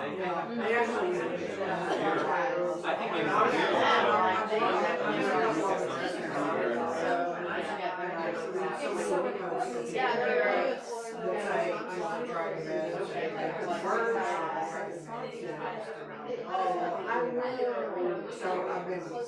Oh, I know.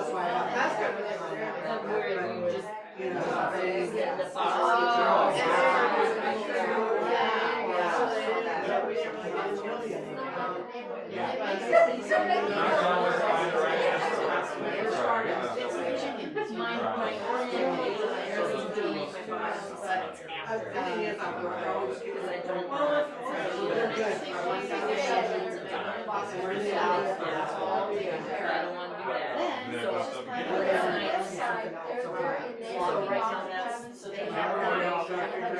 and it's just like, yeah, a little differently now, you know?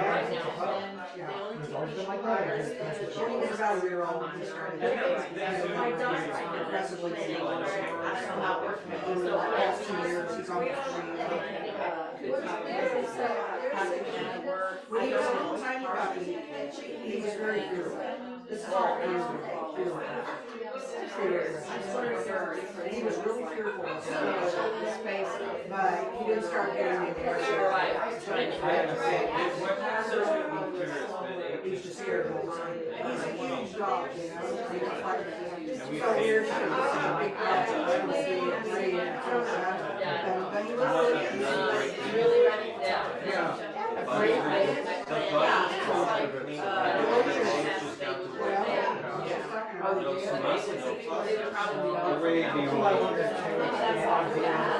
And then that's. Right. Because I don't know if the body But the bus is like, there. before they. You know, I'm still here. That's a good idea.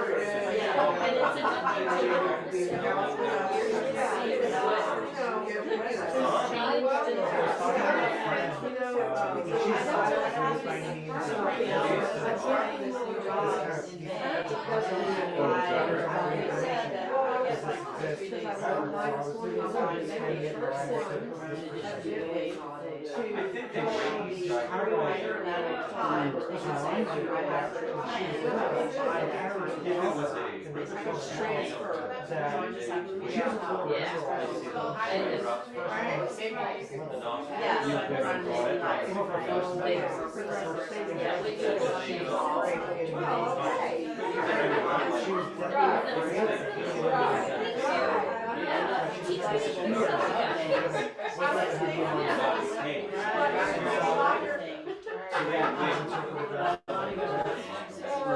And then they clean it. We don't know it. Mark said.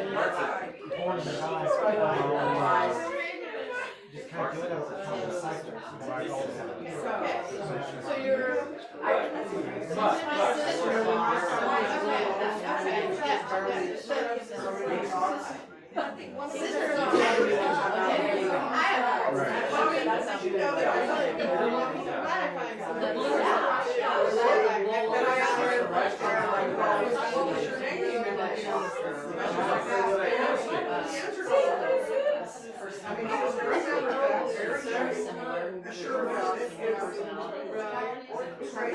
There's a documentary, what was that song, was it Understanding Death on Netflix?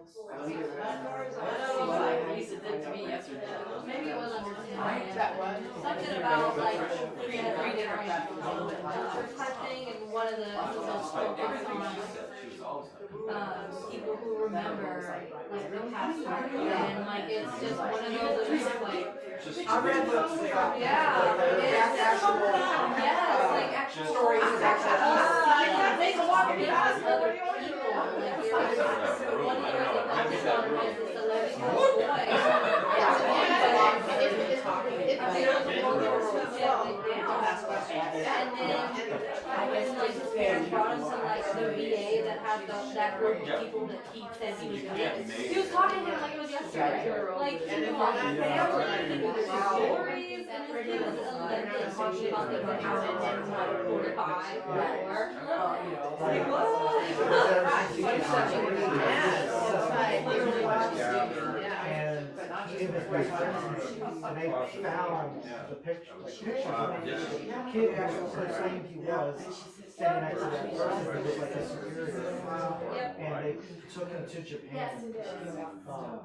Because he didn't remember the scene. And when they get to the region where it's written down, he started freaking out. And sure enough, there was, he was one of the only pilots that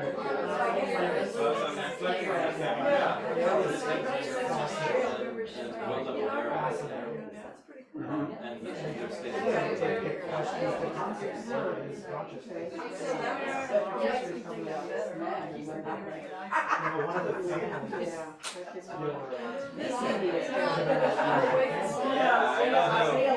I don't know. I'm out of here. Yeah, for sure. I don't know. But it was really clear. She was. It's always. I never heard that Yes. word. It was a child. Everything in the eye color A lot of people. comes like amber. All right. It's weird. We're still waiting, but I'll know why. put you back in normal Robina mode. Yeah, that I heard. Anything else today? Yes. Hey, did you fix the dingwall, Christopher? Oh, so. I didn't fix, she said it was all right. Conference actually starts. She said it doesn't matter. It's backwards, but it doesn't matter. Did you want to put the speakers on for the mic or not? How is it? They're not on. I thought you shut them off. I didn't intentionally. No, they're fine. They just need to be turned on. It is loud enough. The thing is, they were on this morning. Okay, hey, you guys, since we have this moment, an Are opportunity. you asking the question? At the, somewhere towards the end, Christopher, since I'm in the other room, you're gonna have to be the instigator. We have these prayer scarves or offering scarves, and so we have enough for everybody. And typically what we do is we line up, and then you'll get it in a little roll. When you're about to offer it to Venerable Robina, just grab the loose end and go like so. If you think of it, you can have the fold open to you to represent receiving, you're open to the teaching. It doesn't matter, either way it works. And this all goes very quickly. And then you kind of go like this, and you offer it to her, and she'll put it on you. So put it on your head. But this is the, so it's rolled up, you let it go, put it in your two hands, offer it to her. So put it And on you your can, head. like when you're second in line, you can unroll it and get ready. Okay, well, good. At the very end. At the very end, yeah. Venerable Robina has said she loves to make contact with everybody. And she really likes doing this. She wants us to do it so that she can actually look into your eyes and make contact with you. So We can offer anything else with it. Yeah. she only has one So they're gonna bag, be so it's, here, you're and then trying you to just offer a put it gift on. or something, You she's can probably not gonna keep take the it. kata if it has meaning for you, and you want to have it She as only a has this memento, one or small just bag. put it back on the piano. Whichever you. She'll take it, I'm sure. I don't know, I can't guarantee, yeah. But that's the whole, you're giving it to her. She doesn't do this or this. Oh, no, this is very nice, matter of fact, like focusing on stuff. But some, well, no, we're not. Okay. We're hanging. We're still hanging. We're still hanging.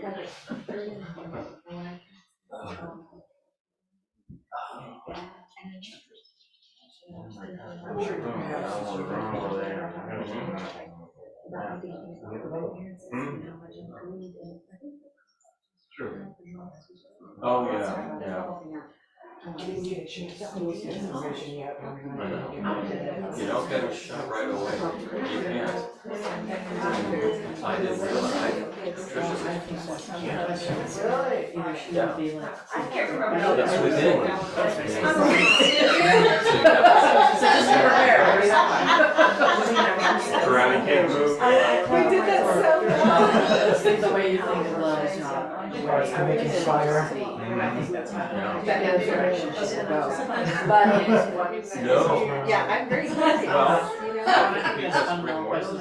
When there's talking about attachments specifically. I think when they do like the final Because test, means there's something for a pond. They have Suspense that role. Yes, all of that. It's- I did see one Yeah. yesterday and But- that's why that little conversation you said that. Yeah. But it sounds like he is too. But yes, and I think that's where. And I think that's it comes from, that her, I think, both of us, now finally around for and. I saw it. Her Facebook pictures, she says. In a way, it's important to think about it, think it through and decide where you're gonna land on it. Find a way to feel towards it. I mean, I think that's a lot with I guess so, that too, and also kind of like. Cause I'll, I'm gonna get it. rather than not look at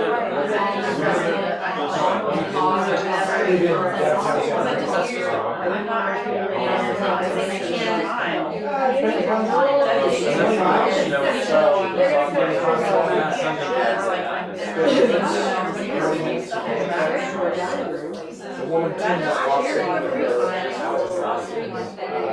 She owns a restaurant. Watch. Think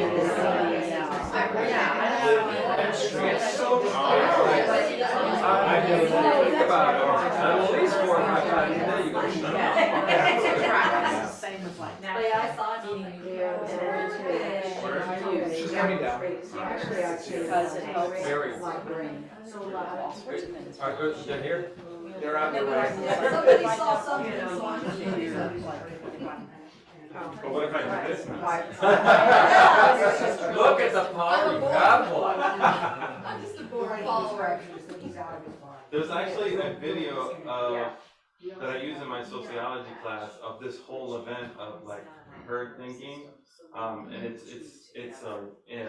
herd thinking in the waiting room, and you essentially see people stand up and down. When the beat goes on, people stand up, and then people follow it. It's just really awesome.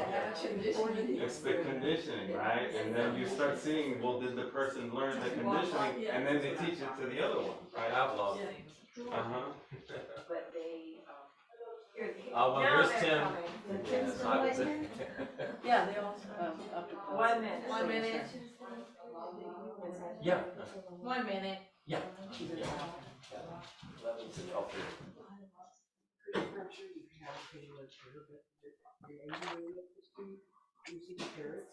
Yes. Yeah. Those people just No, recently when you moved here. come up Yeah. at that stop sign, there's a big outside your change. Oh, Call. yeah. Yeah. Well, they There's took a a big- big- Oh, you still has it, and then when you come in, it's like, I saw it, but it's like, it was like, oh, something. Really sad, like if you see. Final installment. Sit down, everyone, relax. Kato, okay.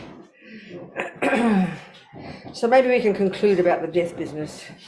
Sort of talk a bit more about that, I think. We talked a bit. So the essential point, taking from this Buddhist perspective, given that the mind, given that the karmic seed that will determine the next life for that person, that dog, that rat, that husband, that moth, is triggered about the time before you stop breathing, then this is when we can be helpful. This is when the person needs you. Why? Is because, especially if we haven't thought about death, most people don't really think about it. If you've got a spiritual path, you probably think about it. Even then, it takes a while to really come to terms with the reality of impermanence. So this is what we need help. We need help. And I think it's so logical. I know when you're little, I always remember when I was a little girl and something would go wrong, you know, my sister would say something mean and you'd burst into tears like the whole world has collapsed, isn't it? And if you've got lucky enough to have a mother, you make a beeline for mum, don't you? You look up, mommy, and you know what she does? This is what I find powerful. Guess what? You think the whole world's collapsing because your sister said mean words. And she says, oh, darling, it's all right. And you know, guess what? You believe her. Are you hearing my point? You just have to be there to help properly. Because when something goes wrong, you panic. That's really what it is. You panic and we turn to someone to help. That's why to have some person, I think even those old people's homes, the cleaning lady can be the one you can rely upon, who's kind and loving to you, just to give a loving word, to make you feel secure. It's as simple as that. You don't have to be fancy. You have to be some clever person. And it's not just taking care of the body, you know. The nurses and doctors are good at that. It's just kindness, just being steady like a rock for someone. That's so clear, you know. You know, when something goes wrong, you want to reach out to somebody. And I remember when I was visiting a friend in Kathmandu, and I was walking down the steps, like 100 steps down to her room. She's a nun, and I fell. And the first thing I did was I shouted out, "Fran!" Do you understand? And that's when people are sad and lonely, you've got no one to turn to. So if you need, then to have someone, even though back pain was terrible, Fran was there, you know. Oh, I'm so sorry, and she was helping you up. Straight away you feel better. I mean, a little bit. So that's the kind of help. That's all it is. There's nothing you have to have some degree.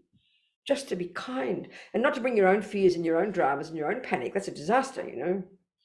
Just be like a rock of Gibraltar for the person, to help them steady their mind. That's the miracle, I tell you. Then you can add to that certain practices. I mean, Rinpoche's got these chapters of different practices, different mantras, different things to talk about, different things to say. So the real one is too, if the person's still alive and they're sort of sick and old and dying slowly, you've got to know where they're at. If they're completely living in denial of death, you don't blast death down their, you know, down their ears. You be wise with them. If your mummy's Christian, but she hasn't thought much about God lately, talk to her about God. Relax her mind. Tell her that God loves her and look forward to heaven, this kind of thing. Just be wise with the person. You know, and you might put pictures around. So the thing is, I think too, like I said about the room being very peaceful, if you're sick and old and you're in that bed every day, like my friend's mum, you know, and you open your eyes, if you open your eyes and it's just pleasing, your mind's calm, but it's all cluttered and dark and ugly and noisy. It's just incredibly distressing. It's something very simple. Make it peaceful and calm for the person.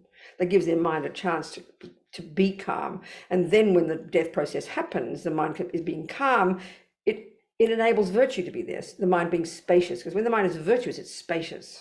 When the mind is freaking out, it's tight and anxious and neurotic, you know, it's obvious. It's really practical. And then according to the person, you tell them, you say this prayer or that prayer, or you do what's best for that person. You've got to know their mind, you know. And so, of course, if you're just in a long line of people rotating to take care of mum, you don't have much power, then you do what you can. You know, you do what you can. Like me with my sisters all shouting the Sydney Swans football team song, and I was saying mantra. All I could do was that. I couldn't demand they all walk out the door, you know. Couldn't do that. So you do what you can, you know. But the bottom line is to help the person be peaceful when they die. That helps trigger a virtuous karmic seed, and then you don't disturb them afterwards. That's the point. You know? So ideal scenario, as Rinpoche talks in the book, ideal if they're lying at home where you have the power, you leave the room, you let them stay there for 3 days, up to 3 days. I mean, we did that when we were Catholics. I mean, when my grandmother died, it was the same thing. She was there for a couple of days, and then all the nuns would come and the priest would come and do prayers, you know, whatever. So you'd have the room peaceful, and you wouldn't have just because she's dead wouldn't mean you all gossip and have a party. Leave her in peace. Only have sounds of prayers and mantras. And it's like in the monasteries, and some people do this. You do 24 hours a day for those 3 days. You have people in there doing prayers and practices. And again, the idea of the prayers is, even though the person is, you know, stop breathing, their subtle mind can still be there, and it can be conscious, like a person who's in a coma. I read about some Italian boy whose mother wouldn't let them pull the plug, so you know they had him keeping breathing for 25 years. He came out of his coma. He'd been conscious the whole time. 25 years, can you imagine? So that's not impossible. Even if you're dead, your mind is still there, like the people on the operating table. So it's possible your subtle mind can be aware. So you make it peaceful, and only the sounds of the prayers and the mudra and the mantras and things to make it peaceful for the person.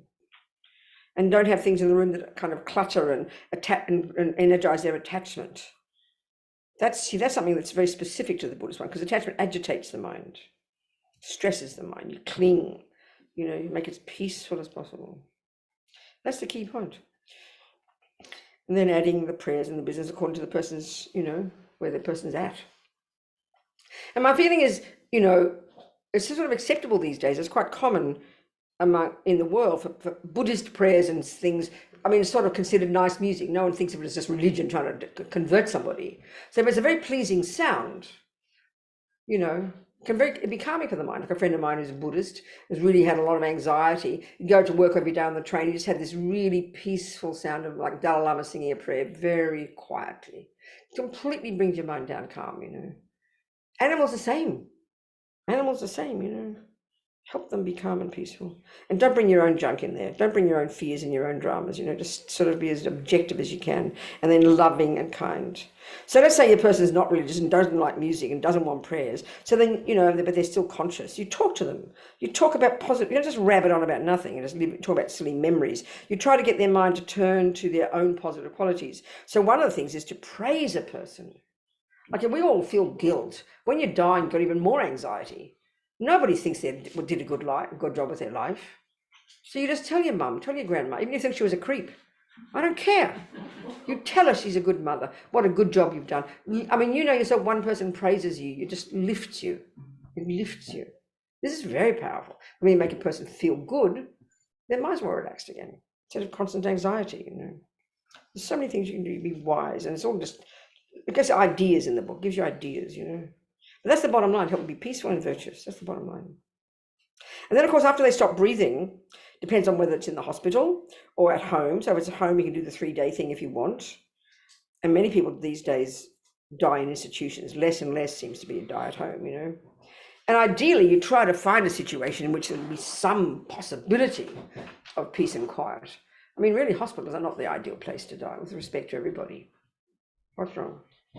There's a glare. Mm. I just need to do that. Okay. So,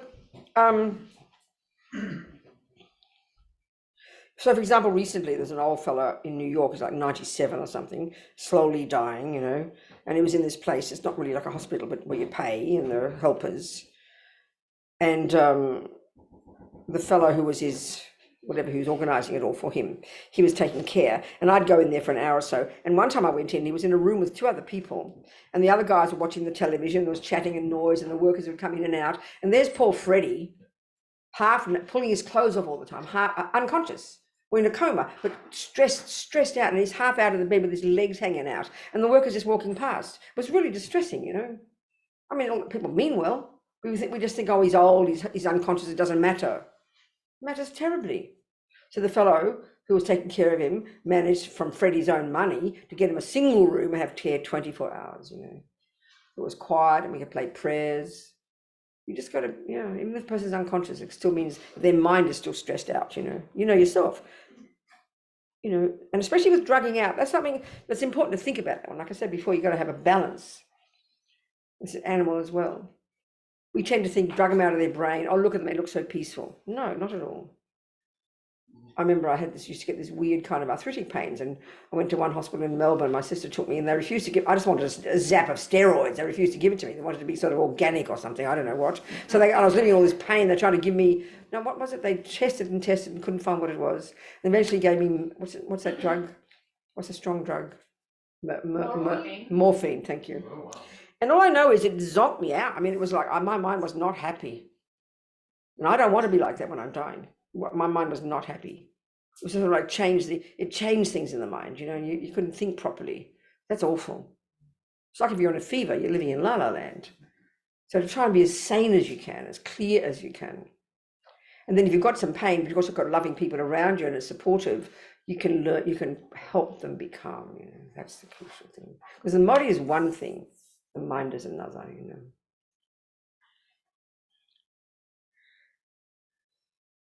So if it's like 3 days if you're at home, if in hospital, as Lama Zopa says, even if you've got 30 minutes. And I think one of the key things too is if you're going to be in hospital and you're coming to visit your loved ones, you've got to keep your wits about you. So you should organise in advance. I notice that hospitals are so kind and want to do whatever is possible, you know, to help you, especially when it comes to different religions. So you talk in advance. You don't just hand over the power to the doctors and nurses. They're going to do their job and they'll grab the body and clean it and chuck it in the fridge. So you let them know that you want. So if you get as long as possible, you know. I know when Lama Yeshe died in hospital in Los Angeles, the hospital were very kind. And they gave him a spare room and the students were there and Lama Zopa was there and he's lying all day on the gurney, you know, and they would do prayers and things. My sister, when she died, they let me be there for several hours. So you can negotiate. And if you've got a private room, you can just lock the door, you know, then it's fine. But to take as long as possible, once the breath has stopped, because the mind might not leave immediately, and that is the opportunity to do practice and prayers that help their mind. This is the whole idea. Help their mind. That's what I was so happy about my sister. Her mind didn't leave her body immediately. So by keeping her breathing, forces her mind to stay there. So I was able to have Dalai Lama do prayers, Lama Zopa do prayers. I was very happy about that. I mean, you've got to have confidence in these types of things, otherwise, you know, you mightn't think it's, you know, whatever. So if it's in the hospital, as long as you can, and then you can negotiate, and that's one of the things that's in the book as well. Like with my sister, was that to do an autopsy, keep her in the fridge. They don't disturb her body. So they were very kind and gently wheeled her to the fridge and left it there until they had the autopsy. That's good as well as time, instead of having to, you know, deal with her body immediately when the mind can still be there. That can be quite distressing. It's best to be confident. And this is the point, there are certain indicators that of when the mind has left. This is a kind of important point, it seems. So I tried this with my sister, but I didn't have long enough to stay with her. They say, if, you know, like even if the body's been there a day, everything else is cold, but if you put your hand here, if it's still warm, the mind is still there. So what occurred to me when I was with my sister, I hadn't realized it, of course, but her torso, of course, she was only a few hours since she stopped breathing. All this core part was really warm, and that's obvious. That would be the last place to go, wouldn't it? From right here. But they say if the mind is still there, everything else is really cold, here can still be warm. That means the mind is there still, because it stays at the heart chakra. So you try to check. So if you have to leave, you have to go in the half an hour in the hospital. You only got a half an hour before they move the body, and you're not thinking you put it in the fridge or whatever they do with it. Leave it for a while. Then you can do something. They all suggest that if the consciousness leaves through the crown chakra up here at the back, and that could help the consciousness have a pure land rebirth. I didn't talk about the pure lands, but we might have time, we might not. So you can, before they take the body, you can tap very strongly there or pull the hair very vigorously. That could help the consciousness lead through there. If your loved one's giving their organs, we talked about that. Most people won't have an awareness of what's going on. Like that example I gave of a person who's under anesthetic, their subtle mind it seemed to me that response of their heart going up to 200 beats a minute is an indicator. This is my observation, this is my thought, that the mind was still there and freaking out, like a person who's in ordinary anesthetic. A person's not even technically dead. This woman was technically dead, but the mind would have still been there. So, yeah, most people won't experience a problem. But it's just something to think about, that's all. If you really have this idea of this death process and want to die peacefully and don't want to be disturbed, you've got to think about it. I mean, my own comment, I'm not trying to be political about it, is that there are many ways to help people, not just, yes, giving organs, but I mean, this author, with respect to him, he was quite cynical about the business. Or somehow it can be misused and elitist and arrogant and bullying people. He was very frank about that. And that could be, people are arrogant, aren't they? Because it's sort of the elitist part of the medical system, kind of the fanciest. So it can sound so noble, as if somehow as if you didn't give your organs, you're kind of selfish. But I mean, because of reincarnation, there's so many ways of helping. It's not the only thing you can do. Just as useful to give your old bag of bones to a bunch of young medical students so they can cut you up, that's useful too. So to think about it, if you want to do it. And it's marvelous to have motivation to want to give a person your heart or your liver. It's wonderful. And of course, if your loved one is if your loved one dies suddenly, is something too. It's interesting, that one. You're eating dinner and you drop dead, So of course, it's useful to try and resuscitate, but again, you got to have your wits about you. We just panic, isn't it? So I mentioned that friend in Santa Cruz. Husband and wife, both Buddhist, daughter Buddhist, and the husband insisted to the wife, because he had a bad heart, if I have a heart attack, don't resuscitate. But she panicked and called the hospital. So then we had to say the prayers and they pulled the plug. What we did was, that time, there's something you can do as well. The hospital were very kind. Once he stopped breathing, we'd done the prayers. They wrapped him in the bag and they were very kind and took him very gently into the ambulance and took him to the local mortuary. And there we asked them if we could stay all night. We had to leave at 4 p.m, but they said no, we couldn't. So they put him in the fridge with the other bodies. And then we gave them a CD of the Gyuto monks chanting, and they promised they'd play it in the fridge. Whether they did or not, I don't know. But they promised. So that's something useful. So all the other people got Gyuto monks chanting as well, the other dead bodies, So we came back next day and had him out all day again and did prayers and things. So there's ways you can do. There's things you can do. The bottom line is to be peaceful. The bottom line is to help them die peacefully so the karmic seed is triggered. Then the bottom line is this is the Buddhist approach, you practices and prayers while the mind is still, while you think the mind is still there, which helps purify their karma, so then when they do die, get good rebirth. In case a negative seed had been triggered at the time you stop breathing, then you can shift, it can change. So that's the essence of it, really. And so then once they have died, leave them for the 3 days, and then once you bury, then there's burying, or you can burn. Mostly the Tibetans burn, So that's the interesting thing. There's many practices you can do, and there's one practice that Rinpoche really thinks is very powerful. All the Tibetans do it. Is that you can you keep some of the ashes or some of the body, like hair and nails and things, a little bit, and then you have this particular practice all in here. It's all written about in here, and the websites and everything where you can get these done, or email addresses. There's a practice called Jangwa. It's quite long, and it's said to purify. It's said to bless. You got to have confidence in all this trip, isn't it?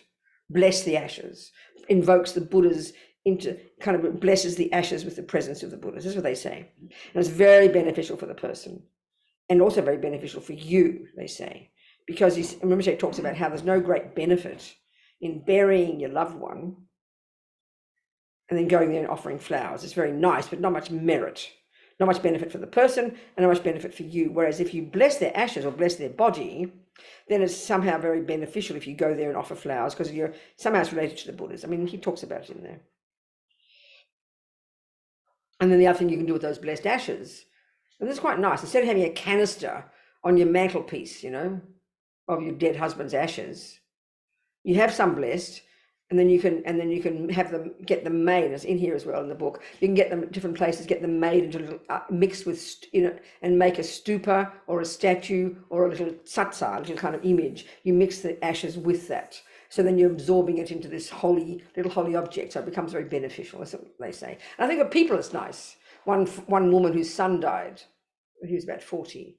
She was devastated. The wife was devastated, the kids. So she had that done. We had these little images of the Buddha, and the people were happy to have this little thing of the Buddha, you know. I suggested to my sisters I could do that. And they said, no, thank you.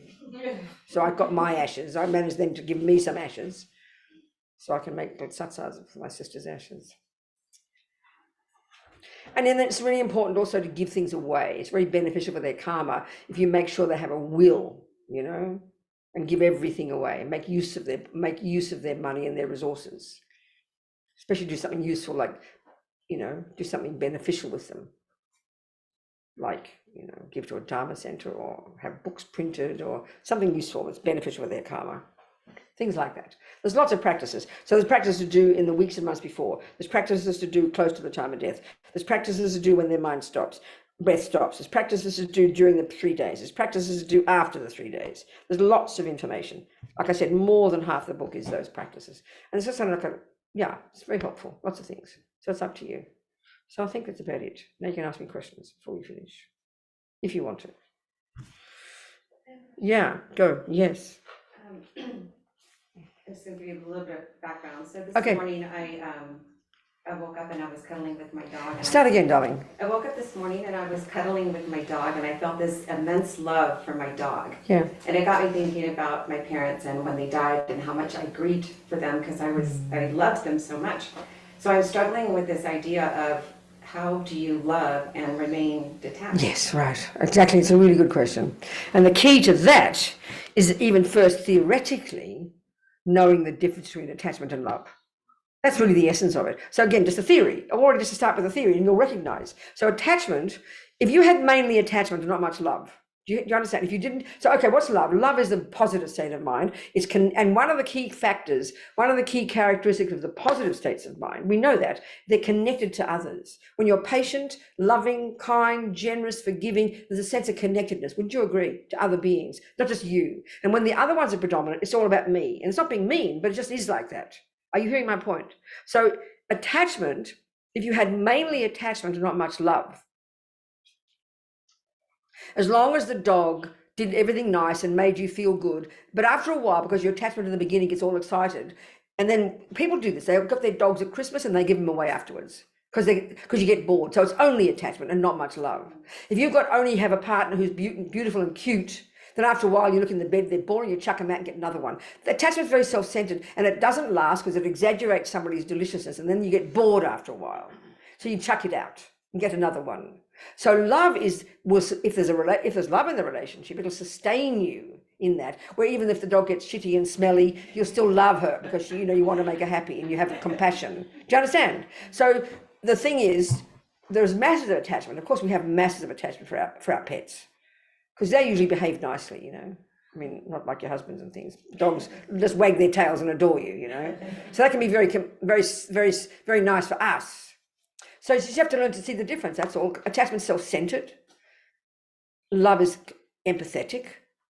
So you have to learn.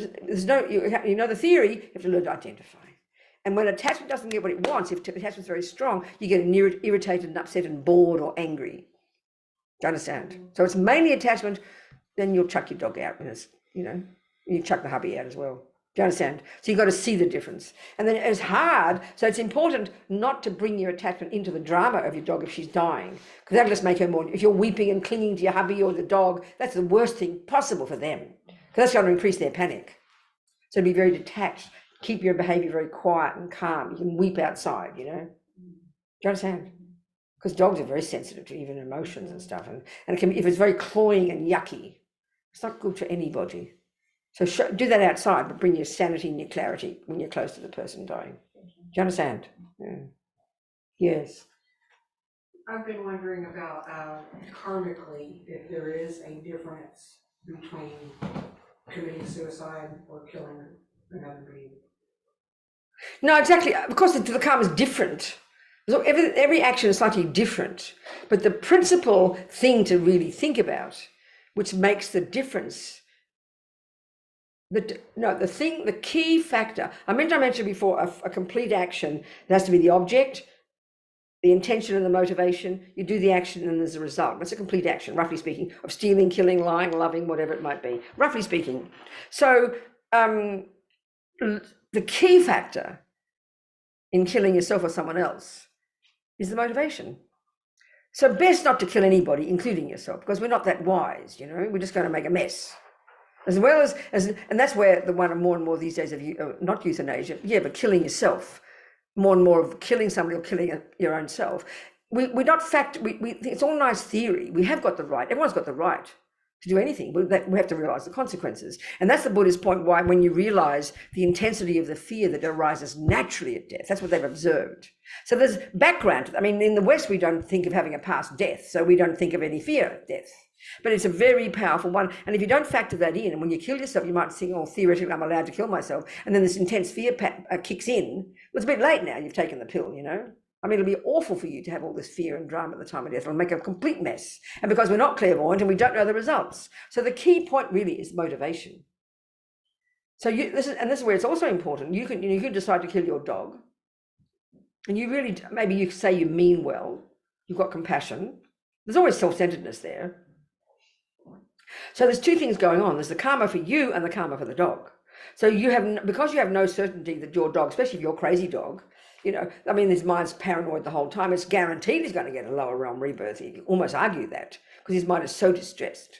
So it could be terrible for your dog. You can send him into the lower realms. You might mean well, which means karmically you don't create very heavy negative karma, but the reason you're doing it is for his sake. So if you do take the view that your dog continues his life, then you can be as compassionate as you like, but you need wisdom. Do you see what I'm saying? So in the end, of course there's a difference between killing yourself and killing others, because they're different actions. But the key thing is the mind involved at the time, what your motivation is. And then because we don't have the wisdom to know with confidence, either yourself or the dog, that you'll get another decent human rebirth, which is the ideal scenario, then it's just playing with fire for both of you, you know. Do you understand my point? Yes. Yeah. And I do have one more question. Yeah, good. That just came to me. Yes, yes. My mother passed away 3 years ago, and I do have a bit of her ashes and a lock of her hair. Good, yes. Even 3 years later. Absolutely, of course. Talk to Christopher or Kavita and organizing. I mean, get one of the Drepung monks to ask them to do Jangwa. Christopher, you hear me? She was here at the time that she passed away, and he did a beautiful prayer for her. Wonderful, great. That would be marvelous for the ashes. Talk to Christopher or Kavita. Get the monks to do. I'm sure they do somewhere. There's a bunch of Drepung monks somewhere, isn't there? Living together here in America, in Australia, in America. Somewhere. Christopher. Sorry. Yeah, Atlanta. What? Atlanta, yes. Okay, fine. They'll have the skills. That'd be very beneficial to do. Then you can have little tsatsas made. Little mummy's ashes on your altar instead of having a canister. Yeah, it'd be very nice. Exactly. For your mummy and for you, it'd be lovely. What else, people? Anybody up here? Yes. Kavita, who is that, darling? Yes. So we have a question from Mikey or Mickey. Okay, good. Talk to me. It's about, do afflictions die with us, and are they eliminated while we're in the bardo? And generally speaking, what happens in the bardo? Then there's another question after that, if you have time. Okay. Want that so, now? okay. Yeah. Everything we think and do and say, including actions driven by attachment and anger and jealousy, or the afflictions, as you're dying, the overt expression of those, which is you and your body and your behavior, that ceases. Of course it does. But the imprints Imprints, the seeds. We've got trillions of seeds or imprints or tendencies imprinted in our mind from past actions. So of course they don't disappear in the bardo or be enlightened otherwise if that happened. You bring the imprints of them with you. You bring the imprints of whatever's in your mind with you, including the virtues. You bring the imprints. And then depending on the karmic seeds that would trigger before you stop breathing, you bring them into the next life. And if it's a good, decent human birth, you've got a chance to purify them. If it's a dog's birth, forget it. I hope that answers. There Mike, was, yeah. Is she clear? Is she happy about that? It's a he, Mikey, I believe. Mikey, does that make sense to you? And then, okay, what is the bardo? He said, what goes on? It's just the experience is the same as a dream. And it's just more intense, I'd say, that's all. Because there's no memory. Once your mind leaves the body, it's an interesting point. There's no memory of your previous life. As Lama Zopa says, you could even see your body there, but you have no memory, you have no wish to go back. The karma is finished. So you move on to the intermediate state, and the character of the dreamlike state of the intermediate state will be related to your future life. So it's going to be a suffering rebirth. It'll be a very terrifying, fearful, like nightmare. If it's a fairly reasonable rebirth, like a human birth, it'll be not unpleasant. That's the answer, Mikey. Does that make sense? Please. Good. Okay. Yes. So then Donna has a question. Yeah. She is wondering about her Catholic relatives, and she wants them to feel comfortable at her funeral, and wondered how she could, if you had any suggestions, how she might blend Catholic practices with Buddhist observances, which is she can her do what she preference. likes. Nothing wrong with that. Nothing wrong with that. Her Catholic friends will do what they want. I mean, they want to make her happy by doing Buddhist things, but if she wants to let her wishes know beforehand, she can do any prayer she likes. She can have the communists read Stalin. She can have the Catholics read the Pope. She can do what she likes, as long as they do what she wants as well and has the Buddhist things happening. Of course she can. I'm sure Stalin said some good things at some point. Go on. What else? Donna says, wonderful. That's all? All right. On Facebook, basically, we have just what a wonderful gift and no question. Okay, good, wonderful. Well, you people, we're done enough. It's time to go home. Rubina, you said sweetheart. yesterday we might do a little practice. Was it Doje Senpai? You were gonna Oh, I did say, didn't I? I did say that, didn't I? Shall I do that? What do you think? Would you like to do that? It'd be lovely. For the purification practice? Should we do that? Okay, we'll do a little version of what we call the 4 opponent powers. We'll make it very simple. It's just practical psychology, you know. And this is another thing again, because we think it's always religion, you visualize the Buddha as just superstition, whatever, how can that help, blah, blah, whatever. But the fact is, as Azami Yeshi says, what purification, first of all, he said one thing. He said, it's your mind that creates negativity. And guess what? It's your mind by being positive that purifies. So your mind, it's so practical. And then he also said that what the power of purification is, the power of these 4 steps, the power of your regret, the power of your compassion, the power of the remedy, the power of the resolve. It's our mind that does the job. We might use the Buddha, we will do that briefly to visualize, but it's not as if Buddha's doing it, you are doing it. Just you're using the imagination of the Buddha, you're visualizing nectar coming, you are purifying. Your mind is it's the power of your mind that does it. So let's just do it very relaxed, very simple, very natural. First step is regret. And what that means is acknowledging, you know, you first think of your body and speech. Well, I did badmouth my sister, and I did kill the husband, and I did kick the dog, and I did go fishing, or whatever it is that you think, and certainly in this life, think in this life, particular actions you've done. I always think of the abortion I had when I was 23, because the logic there is, you know, I take the Buddha's view, that consciousness came to my womb and I made a decision based on karma with them to abort them. So I did that fact, I did that. So I always think of that as an example. So if you have any action that you've done to harm others, cheated on the hubby, stolen, not paid your taxes, lied, things, we all do things. Remember them and just think, well, I did do that, you know, you're talking to yourself. I did do it. But then the point is this. That's why I said before to Beth, what? Then you say, you know what, Rubina, I regret having done that. Why? Because I don't want these seeds to ripen as these tendencies and as experiences of these, because I don't want suffering. That's the point behind it. That doesn't make you feel guilty. So just contemplate for a minute things you've done with your body and speech to harm others. I mean, we've all got something. Just remember them. Acknowledge I did do it. A few things, killing, taking things, bad mouthing, especially our mouth.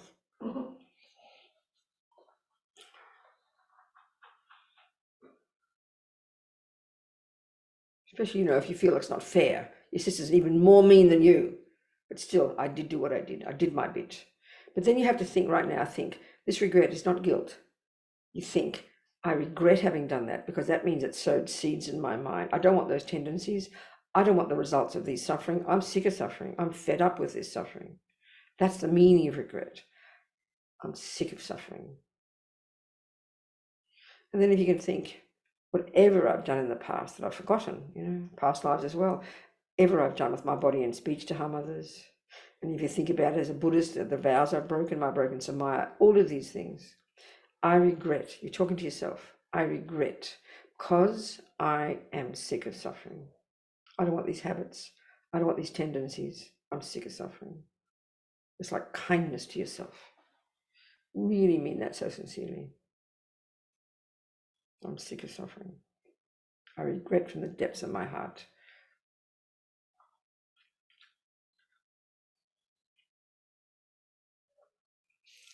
And then, of course, you regret all your rubbish, old jealousy and resentment and anger and depression, the deep habits in the mind, that cause you so much pain. I'm so sick of all this rubbish.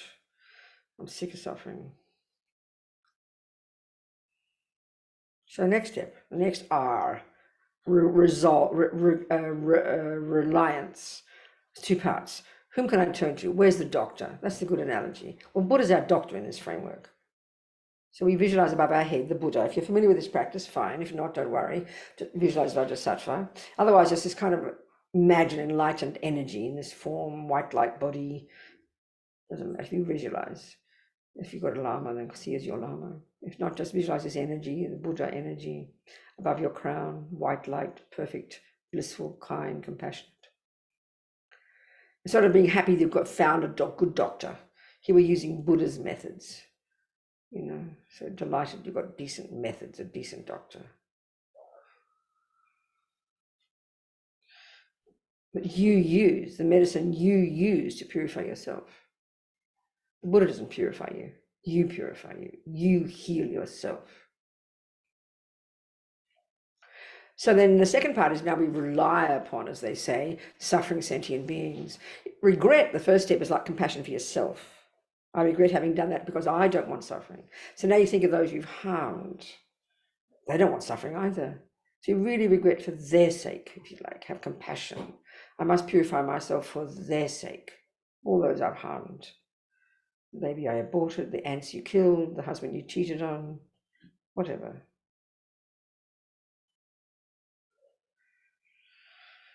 And then if you can be brave enough, have compassion for those who've harmed you. And why would you have compassion for them? Because they will suffer in the future as a result of their negative actions. That's the most powerful level of compassion, because we're all harming ourselves. I must purify for their sake as well, those who harm me.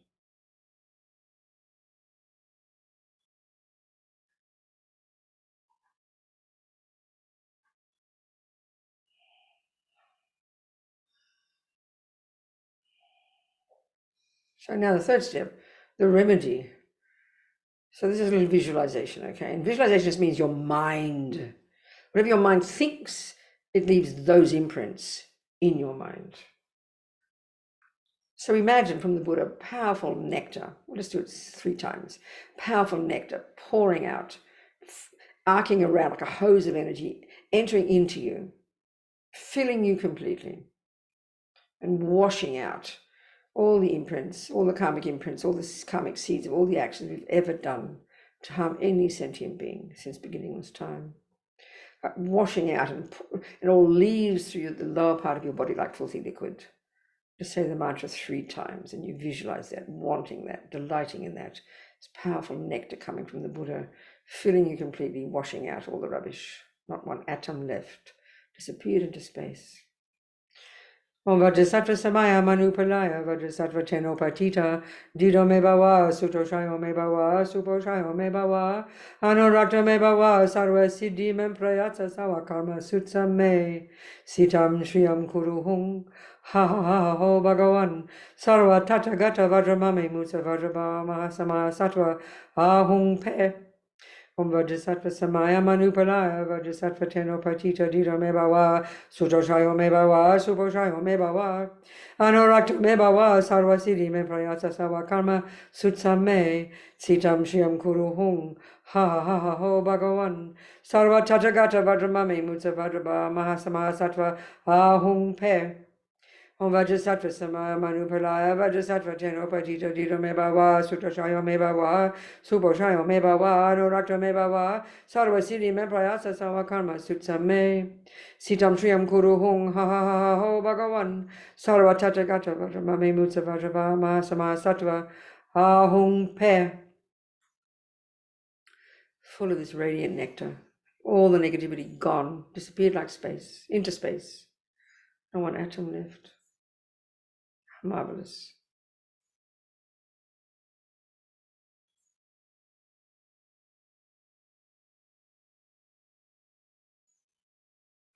So the fourth step, resolve. So if you've got vows, if you've taken vows, like your 5 lay vows, and you reiterate them, it's like you're doing push-ups. Every time you do it, you're getting stronger. Well, here, it's not just wishful thinking. It's like every time you say, I will not kill, that strengthens the groove in your mind that will cause you not to kill. It's very practical. So you think, you've taken the vows. You say now, you reiterate, I will never kill. I will never steal. I will never lie. I will never cheat on my partner. I will never whatever. So of course we've got lots of bodhisattva vows, and it's very hard to say we won't be breaking those, not to mention tantric vows. So if we can be specific about them, those that are more difficult, we say we'll do our best, we'll try, and then maybe the ones that are really hard, you might say, well, for 24 hours I'll keep that vow, 24 hours I'll do this. So if you don't have any vows, and even your old habits, maybe you always badmouth people. You know, you can't keep your mouth shut. It's very common. So maybe you say to yourself, well, you know, it's my bad habit. For 24 hours, I will not say a word that's not true, or I will not badmouth my auntie or something. Just you make a decision to yourself. We all know when we decide to do something, that's when we do it. And this is a very powerful step, this fourth one. It's where you kind of begin to really make changes. You make decisions. So just, you know, like if you've got like certain habits that you know you're sick of, just give yourself a little chat for 24 hours, for 1 day, for 1 month, whatever. I'll just do my best, watch my body and speech like a hawk, and watch my mind. Resolve.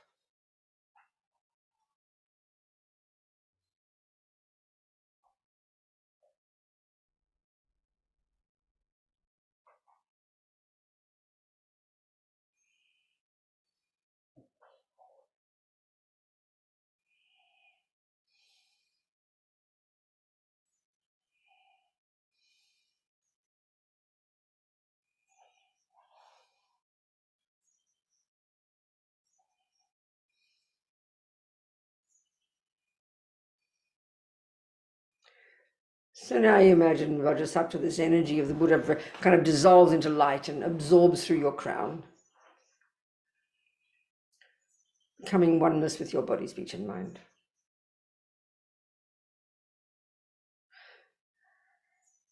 And then just for a couple of minutes, kind of expand yourself to fill the universe.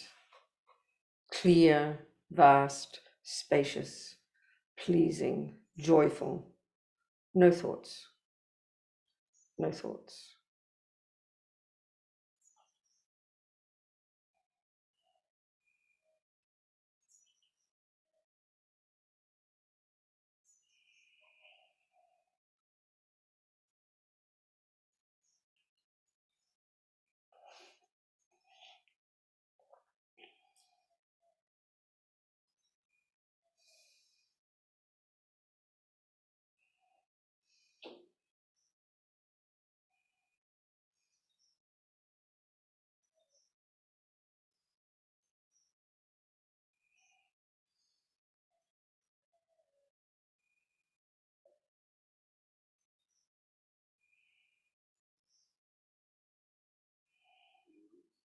And then we finish with the marvelous aspirations of the Bodhisattva.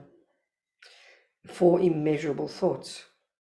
We think how wonderful it would be if all sentient beings could abide in equanimity, free of attachment, anger, and ignorance.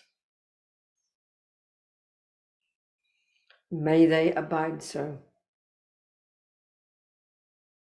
And this third little bit is like the courage of the Bodhisattva. I will make this happen. Please, Guru Buddha, bless me to be able to do this.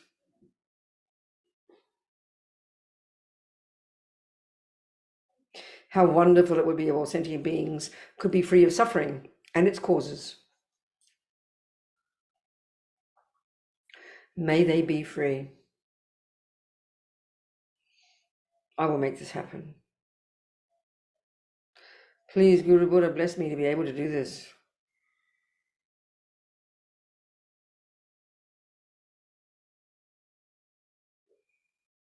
How wonderful it will be if all sentient beings could have happiness, and Lama Zopa always adds, because we might think of ordinary happiness, of enlightenment, and its causes. May they have them. I will make this happen. Please, Guru Buddha, bless me to be able to do this.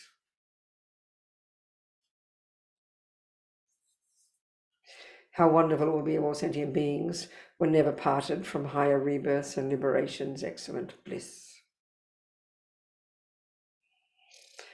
May they never be parted. I will make this happen. Please, Guru Buddha, bless me to be able to do this. So we just aspire, for the rest of the day and tomorrow, the rest of the life, to use the life as much as we can to try to develop this attitude of it being something impermanent. So then from that, not fear, but enthusiasm, to not waste it. That's the conclusion. Not fear, but enthusiasm, to not waste it. And what not wasting it means is bare bones. At least don't harm, kill, steal, lie, badmouth. More than that, even try to help people. Then you're making your life useful. How amazing. And then when you do die, you'll die with a happy mind and get another decent human rebirth and keep on moving on your spiritual path. That's it. Long-term view. So these seeds we've planted, may they grow and grow, just as we motivated into our Buddhahood. Kewadinyu dudag lama sange drugyone drowa chikyang malupa dei sala kepashok. And may bodhicitta, this amazing aspiration to never give up working for others, grow and grow. Jangchob semchog rinpoche, ma ke panam ke gyuchig, ke panyampa me payang, gong ne gong du pelvasho.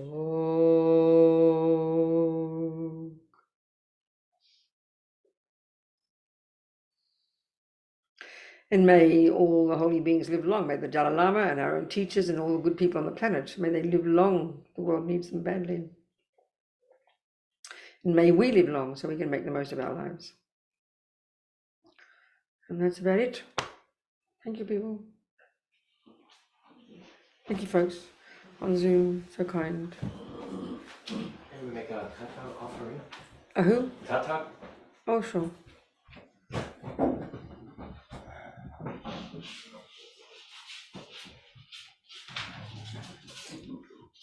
Oh, I see. You want to make everybody make an offering. Yes. Well, I mean, they don't. If you don't know what it is, you don't have to do it. Don't worry about it. It's just Tibetan tradition. Did you explain to me what it means, though, Christopher? Otherwise, they're just offering a piece of white cloth. Thanks, my dear. He's explained, has he? How kind. Honey child first. Hello, sweetheart. Come here. Let's give you a Thank you, darling. Bye-bye. God, darling. Thank you so much. So kind. Thank you so much. Oh, sweetheart. Thank you. Thank you. So kind. Thank you so much. All right. Come on. Come, what are you waiting for? Thank you so much. See you later. Thanks, Tom. All right. I'll see you later. I'll talk to you later. Okay.